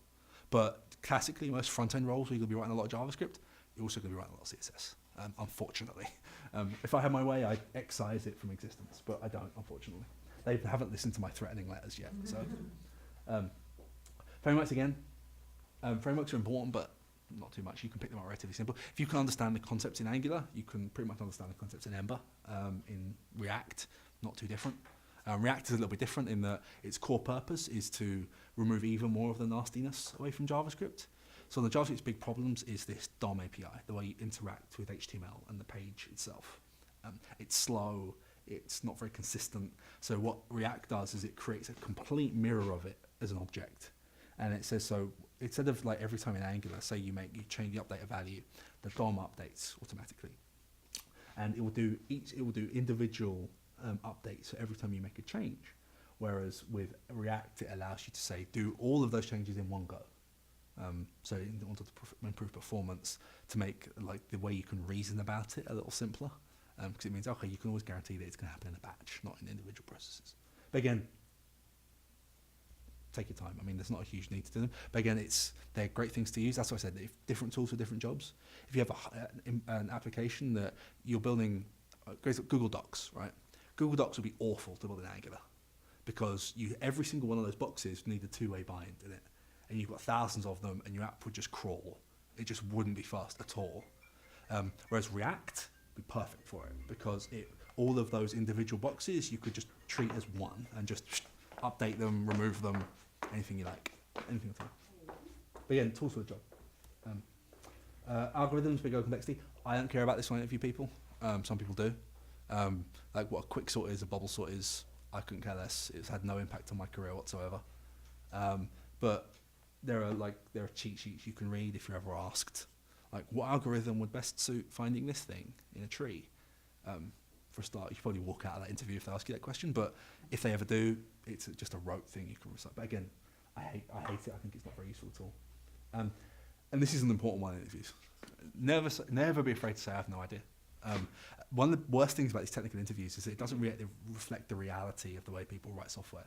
I don't write software on a whiteboard with a marker. I use Stack Overflow and Google. I use all kinds of things. Like, the reality is that expecting people to have all of the answers to all of the questions is stupid. It's just not the reality. So this is, never be afraid to say, I don't know, but I could Google it for you and tell you in about 5 minutes. That's a valid way that people write software. Again, you shouldn't necessarily copy and paste things without understanding the way they work by doing that, but it's the way people write. It's exploratory, it's challenging, you don't know things all the time. You can't know everything. Again, know your value. If you're interviewing there, if you're an engineer, you write in JavaScript, you write in Angular in the job now, Never be under any misapprehension that you probably couldn't quit that job tomorrow and find 5 more that will pay you 20% more. Like, know your value in these things. They want you more than you want them. And so that's it's a confidence thing when interviewing as much as anything else. It's this idea that, you know what, I don't have to work here. I'll go work somewhere cooler for more money. And that's a very important thing. It's just generally the way of thinking about the way you work in the world and the way you interview and the way you sort of try and actually get into these roles. This is just an indication of the way we find people in my current role. 25% are people that already work there, say, my friend's awesome, you should hire him, and we do. 10% of direct channels are things like Stack Overflow job postings, stuff like that. 65% are third-party referrals, like recruiters, things like that. Again, that's very UK focused. It's a little bit similar in the Valley as well in New York, but it's a little bit less third-party and a little bit more direct channel, a little bit more personal. But that's not. And what would be a percentage of those being remote workers? For us, we have about 40% of our people remote. But Mozilla, it's like 80%. Other organizations, it's almost none. I think those organizations have a really bad idea. I think remote is the way forward. Okay. I think most people, for example, when I went to Mozilla, my team, we were in 14 countries working on the same team. Again, Mozilla is an organization that's optimized itself to be very good at remote work. Others are less good. But a lot of the time, you could probably find remote work working in Silicon Valley. You may have to do a bit of traveling, like they may say, come down once a month for a couple of days, but if you get to live at home. This is great. I had a friend of mine, actually, best engineers I've ever worked with, one of the best. He lived out of a backpack with a MacBook Air in Southeast Asia. He just traveled around Southeast Asia all day. He would literally, we'd use Google Hangouts for stand-ups in the morning, and he'd be on the beach with a cocktail. And he'd just be sitting there with Wi-Fi. And it's like, I'm working, I'll do an 8-hour day on the beach in Thailand. These kinds of roles are really conducive to doing that. So it's great for families, it's great for all this kind of thing. We have people that work with us who don't work regular hours. We have one guy who works, he usually starts work at about 10 p.m. and finishes generally at about 6 or 7 a.m. He works in the night, sleeps most of the day. Fine, he's very productive. I have no problem with that at all. So there's those kinds of ideas of it's very flexible. It's one of the reasons why it's so appealing for a lot of people. And also you get to wear t-shirts to work and shorts and stuff, which is also nice. And so yeah, Angular, come on to a lot of Angular stuff. I mentioned different tools for different jobs. It's great. We've mentioned it a bit before. When software engineering, there's a trimeative of things you can have. There's speed, quality, and cost, and you're allowed to pick 2 of them. Angular is fantastic for this kind of speed and quality thing. You can get quite a long way without a huge amount of technical investment. Ionic's the perfect example of that. It's this idea that you can build an app very quickly with very little technical investment in it. And Angular is a big part of that. And other frameworks less so. Ember is much more about granular management of your user experience. If you want to do a lot more it's just a different paradigm, effectively. It's useful, but it's not necessarily the same kind of thing. The same usage pattern. This is what I said before. This is that, I can't believe this is a little bit bigger so you can actually read this. This double colon expression here, in Angular 1.3 onwards, means that you don't have 2-way binds. It's just a 1-way bind. So effectively it means that you can get an almost instant performance increase in your app. Because if you're just updating something in the DOM that the user can't edit or interact with, there's no need for it to be a 2-way bind. And again, this is preparing for Angular 2. This is what's going to be default in Angular 2. It's going to always work this way. You're going to have to explicitly call out a 2-way bind in the future. The digest loop will bite you at some point. It's a pain to debug, but just understanding the way it works is very important to the way Angular works. Effectively, the way the stack works in JavaScript, obviously, where you have a queue of things that you want a JavaScript to do, and you can put something onto the queue, but you can never guarantee when it's going to execute because it's all asynchronous. So you need callbacks everywhere. Effectively, the way Angular works is very similar to that, in that it has this digest loop. Effectively, there's an array at the core of Angular that functions are pushed into. Functions are pushed into it when you do a bind in the DOM, when you have a function in your controller or when you call it every digest cycle. And every time it iterates through that array and evaluates each one of those functions to see if there's anything that changed any difference. And that's the thing that's really painful at Angular. What's really awesome about that is that, and what's actually quite awesome about Angular, is that Angular is made up of a lot of different components that are eventually going to go away. Within the next 2 or 3 years, native things in the browser will replace a lot of what Angular does. Like this digest loop, there's a thing called object.observe, which is a part of ES6, which is this way of saying the browser natively letting you know when something's changed in an object. So if you update a value, the browser will automatically reflect that change and emit an event. That's why the digest loop exists, because it has to constantly check if things have changed in order to update the view or the model or wherever your resultant change happens. But again, yeah, this will bite you in the arse. It's very difficult to, as you found out, it's very difficult to debug sometimes. This is just sort of a best practice thing. If you're doing element directives, always isolate your scope. Element directives are things like where you do open bracket, my hyphen widget, close bracket, and with a close bracket afterwards. Those things are generally things that add content into the page. It's sort of the pattern that you go for. So if that widget was to add like a calendar widget, for instance, if you were building a calendar of some kind, what you kind of want to isolate those from your top parent scope. It makes them easier to test, makes them easier to reason about. Whereas the attributes directives, which are things like, well, you have like a div element or an anchor element or something else, and you have a directive in there where it's like, those are things like binds, like bind tooltip is the one you see a lot, right? Which is said to be just when you hover over whatever it is, it will show a tooltip. That's just that it enhances something that already exists in the DOM. That's generally okay to have a shared scope between the two, because they're doing something that's inherently tied to something that already exists on the page. Whereas an isolate scope is creating something new. It's creating like a new controller, a new instance of a controller on a page. But again, that's just something that directives are easily the most painful part of Angular, and they're easily the hardest part to understand. So if I wanted to say I was getting something from my API, and then I wanted to do like a for loop to find something in it, would I do that in the service where I get something from my API, or would I create a new element directive to search it? Generally, what way I do it is that you have, say, some sort of like API service that goes to your API, uses promises, it gets back your data. What I would generally then do is you store the data you get back as an instance variable in your service, right? So you do like, so you have a function in your service that's like get data, for instance. And then at that same level above it, you have like a data variable. So when you return, you just push that data directly into the top level variable. Then you have another static method in that service that's like find thing. And then you pass it the thing to find. Okay. So then what you can do is that your data is within your service and is maintained, and therefore you just expose these little methods, these little static methods that allow you to say, all right, get me this thing, do this other thing, get this other thing. And that way it allows you to compose everything in one place. So it means that if someone else is looking at your code, they can say, all right, I need to get something from the API data. Oh, it has to be in the API service. And it's easily think aboutable, and that's not a word, easily reasonable. It's easy to reason about. To answer your question. Yes, no, that's perfect, thank you. Angular's core router is a bit weird and a bit janky. It doesn't allow you to do a huge amount. There's a project called UI router, which is generally a much better router for Angular than the default one. Again, you end up getting to a point where when you start building a really complex Angular app, things start to get very complicated with your routes. You've got hundreds of routes defined.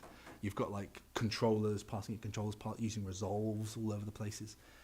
Whereas UI router has a sort of a different way of thinking and viewing routes. At its core is this idea of the reason you use routes in applications, especially client-side applications like single-page apps like Angular, is that they're about maintaining your state on the app. It's about saying that if I'm at users/dashboard, then I'm maintaining the state that I'm in my dashboard, that I'm a user in my dashboard. And that's the way that UI router views these routes. It says, actually treat them as states. Like I'm in this state here, it's like a state machine, a finite state machine to use a fancy term. In that it moves from state to state to state to state. And it's just a way of reasoning about it a little easier.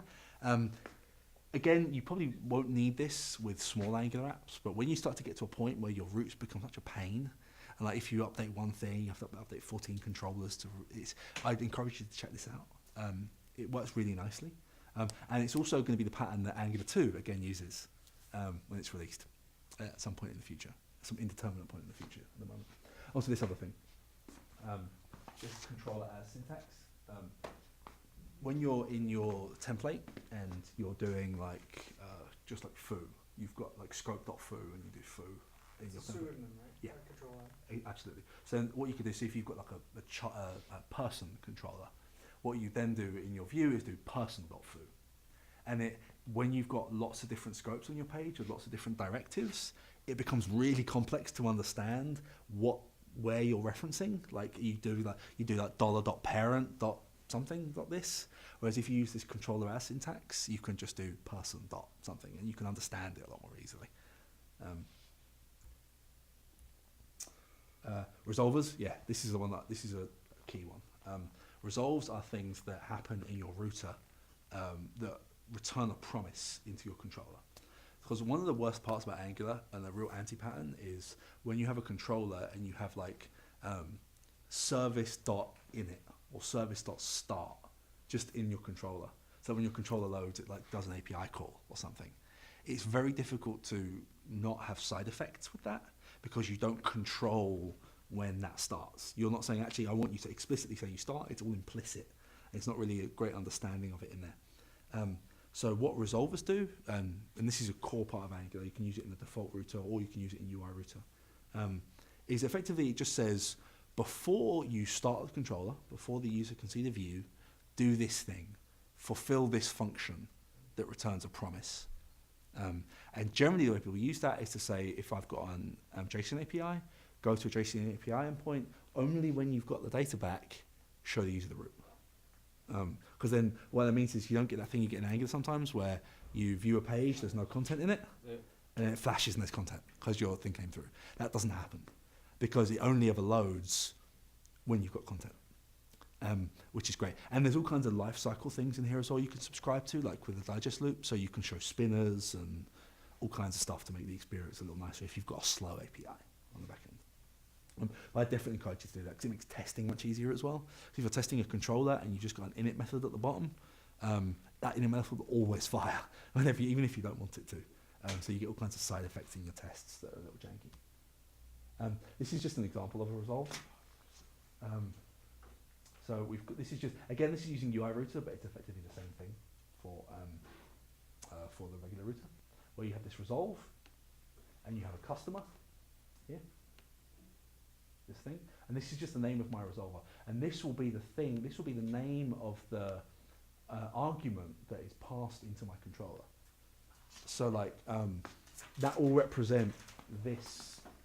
When this promise here eventually returns, that this argument called customer will be the data that's returned from that promise. So that in a moment, if I scroll down. This is like the not great way of doing it. We've got a controller inline here, but you can have it in a separate file. Where you can see here, where you just call this thing right away. In there. Where you say, all right, whenever my controller loads, call this find one. Whereas what we're doing above here is actually using a resolve. So in the controller, in this context, if we were to add a controller in here, if we were to add this controller, so then we'd have controller down with a property called controller, I'd pass it a function. And the first argument to that function would be customer. And it would contain a pre-hydrated object that contains all of your data that you need to build your controller. And it just makes life a lot easier because it means you don't have to, because this causes all kinds of issues. Like you get all kinds of race conditions where things happen before other things happen and all kinds of stuff. So you would put the result in the state provider, not in a service? Yeah, it's in a state provider. Well, I mean, in this context, it's utilizing a service. But all it's doing is just tying the action that your service does to the instantiation of your service, and just making sure that doesn't happen in the controller anymore. It actually happens in the root. So again, you'd have this in like your app.js or however you set up your routing. Yeah, this is the same thing. Inject ready data instead of loading into a controller. Same thing. Here, perfect. Here's an example. So in this context, we've got 3 resolves. You can have as many resolvers as you like. And what will happen is that they use the queue, the promise library that Angular uses internally, has a thing called .all, which effectively means that you have a set of promises in an array, and it will only call the final "we're done" when all of them are finished. So in this context, you've got customers, payments, and mandates. All of these things are resolvers, and they're passed in as customer, payments, and mandates. And you can just put them directly into your view, and without actually having to do find one or calling them directly in your controller. And you can imagine how easy this is to test now, right? All you've got to do is just like pass in 3 objects, and you can say, does it actually extend into my view? It's super simple. So then would you have 3 resolves in your speed Yeah. library? Okay. Absolutely, absolutely. And again, this kind of puts forward another pattern that you can use. When you use this controller as syntax, you can do this kind of thing, because the scope of this controller is the scope of your view. So anything doing this dot something in your controller will make it available to your view. And so what I do is use a thing called Lodash, which effectively just says, take my controller object that represents my entire scope, and add these things into it, and merge these 2 objects together so that this thing's available. And I always do this at the bottom of my controllers, so that I can always see what is exactly the things I'm exposing into my view. So you can actually say, like, in this context, if I have 6 functions in here, I can actually say, actually, well, I've only got customer payments and mandates in my view. So it's much easier to reason about what my code's doing. And again, much easier to test, because you have like that's like a public API for your controller versus anything else. Before you move Sure. on, could you just step through that controller again, just explain? Yeah, of course, of explain course. it over? So we have our module up here. We're just creating a customer show controller module, just a random thing. We then instantiating a controller with customer show control. As another side tip, I always use the names of the things when you create them. So add that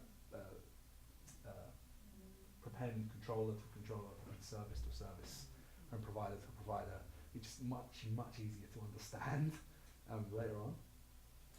We're calling, so what we're doing in our app, we're actually only got one of them in this code example, but you can see we've got, pardon me, we've got this customer resolver, which is calling a service, which is based on the parameter ID, so I've got user/43, go to my API, find the user based on that ID, so find the user 43, or whatever it is, customer 43, and then once you've got that and you've returned it back into your promise, call my controller. So you're like making sure you have the right data before you start doing anything with this? Absolutely. So Absolutely. underneath that, if you were to do your payments too, there'd be like a payments one. Yep. Absolutely, absolutely. And then what effectively it does is it's just this, but there's 2 missing I didn't put in there. So it's just customer. So this is just an object of the data you got back from your API. You've then got this, and we're just saving a reference to this, so because it just makes it easier to reason about, I find. Having calling this everywhere becomes difficult to understand, and you can save references to make it a lot easier. And we're using a thing called Lodash, which is this underscore. Effectively, this controller is an object. It's an object that represents everything that's currently in your scope. And what we're doing is we're saying, take this other object that doesn't actually have any of my data in it yet, because it's just been passed into the function, and then add my data into it, so that it's available in my scope. So we're saying this object here, this object literal, which has a customer payments and mandates property, add that into my scope, effectively. This can be done another way. You could pass in scope up here as a thing, and you could do scope.customer equal customer, scope.payments equal payments, scope.mandates equal mandates. This is just another pattern of doing it. It's the same thing, effectively. And then this is the thing that we don't want to do, because like we've passed the services directly into our controllers, and we've got this customers find one, payments find all, mandates find all, because you can't control that. It just starts, and you can never guarantee when things return, and like, it's gonna get my customer APIs faster than my payments API, therefore my customer information is gonna display, but my payment information isn't. And it's painful to control that in terms of an experience. So this just allows you to say, all right, it has to all be done, and then when it's all done, render the whole thing. And it just makes life a lot easier. That clarifies an awful lot.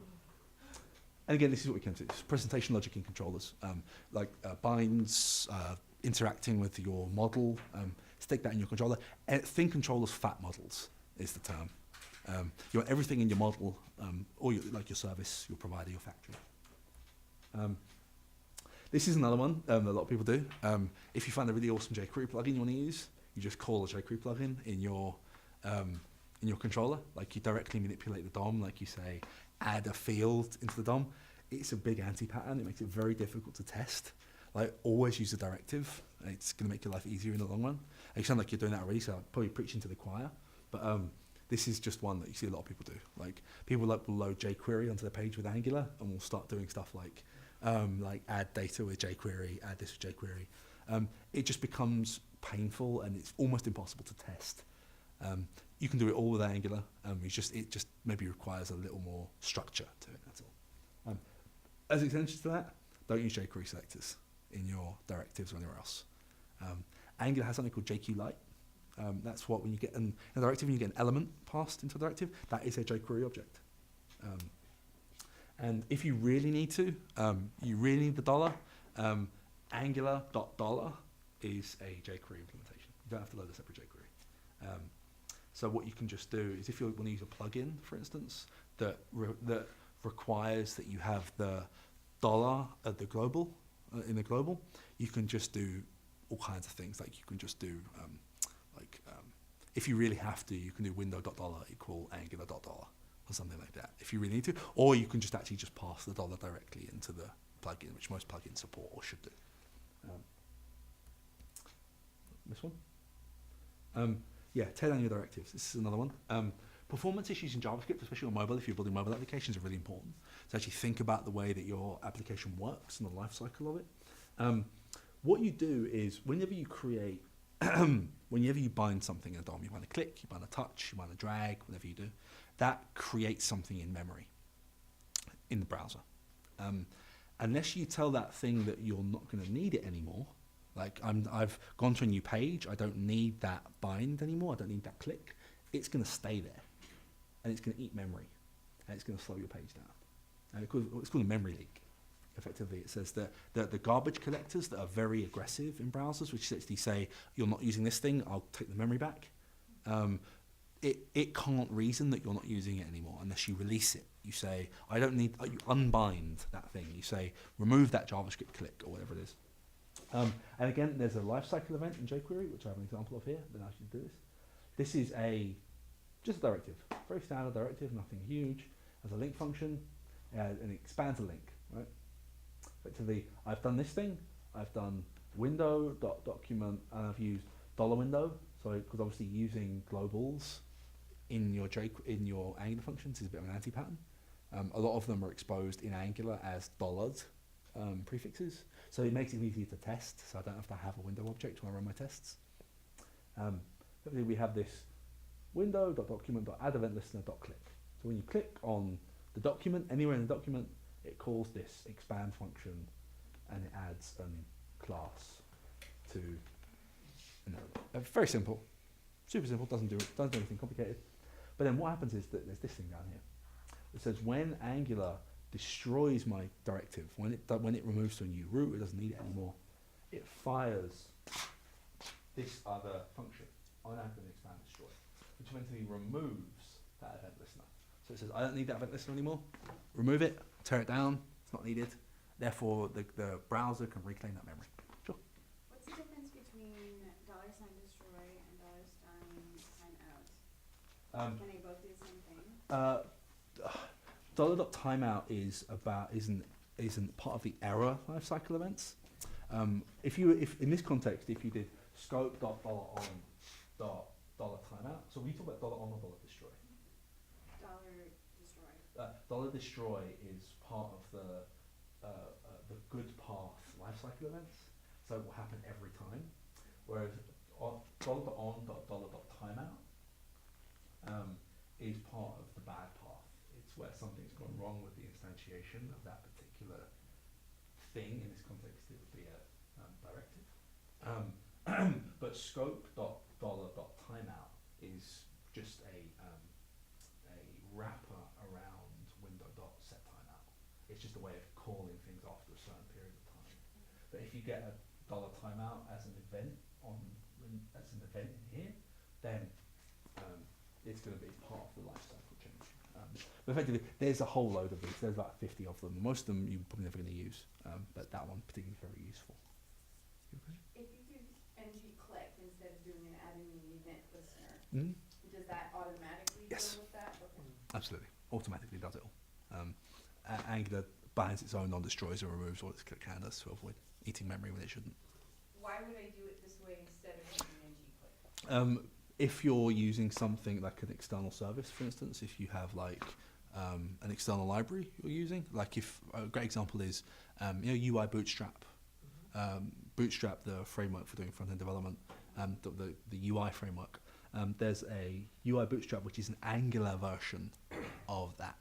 But what it effectively does is all of Bootstrap's JavaScript are just jQuery plugins that are just very primitive. They sit on a page and they listen to global events, and they bind individual clicks. So they'd use jQuery's $element .click or .on .click or .click, and then pass a function to it. So it's that kind of thing. If you're using an external dependency that's outside of Angular's sphere of influence, as it were, then you could do it this way. And also, if you have a lot of them, it's probably more performant. Because Angular has a lot of stuff that it needs to do in order to support ng-click. Like it does lots of like defensive stuff to make it work. A little bit. It's more convenient, but it's slower.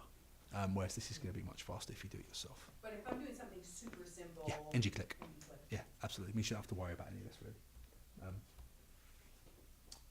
This is one we talked about already. Don't directly reference globals. Like I actually did this, and I realized as I wrote that I made this mistake already. So please forgive me. You can see here. Come on. You can see it in this one here. I'm using this Lodash, this thing here. This is just window dot underscore. It's just a window object. It's like it's everything that's bad. So what I should have done is create a provider and just return that global in the provider. Just return underscore and then pass it directly here on the, as a dependency. So you just pass in like underscore up here, so it's a local copy of it. Again, it makes it easier. It's not always necessary because like that's a global dependency that isn't really going to affect the execution of my code. It's just convenience wrappers. Like that's a function that just they give to you, so you don't have to write it yourself. But generally, create providers. It just makes again testing much easier. Those globals. Yeah. If you've ever done end-to-end testing with Protractor, which is what the framework that allows you to simulate clicks and stuff, it's built on a technology called Selenium. And Selenium is a very old project actually, which is a Java project for maintaining and automating user actions in a browser. So like go to this page, click a button, go to this page, enter some information into a form. And because of that, Protractor does a really great job of abstracting a lot of that horribleness, but it's really not a great piece of software. So like you end up getting really flaky tests when you do those kind of Protractor end-to-end clicky tests. Like sometimes they fail, sometimes they don't, and then you run them 5 times again and they pass every time. It's non-deterministic, which is the worst thing you want for your tests. But it's because the underlying thing that's actually the only thing that does this, there's no alternative to this, unfortunately, is a bit janky. It's a horrible bit of old Java software that has all kinds of like weird race conditions in it. That means it's just a bit flaky, unfortunately. But again, I would encourage you to do it 100%, but just keep that in mind that if you get weird test failures, it may not be your fault. It may be that Selenium's just being awful, as it usually is. Yeah, this is about Angular 2. Angular 2 is coming, and it's going to change a lot of the way that these apps are written. They're changing a lot of the syntax. They're moving towards these ES6 stuff that we talked about, with way of writing modules, with the let keyword that I talked about, and lots of other stuff. It's going to be a fairly significant change in the way that people write apps. It's technology-wise, it's a great decision.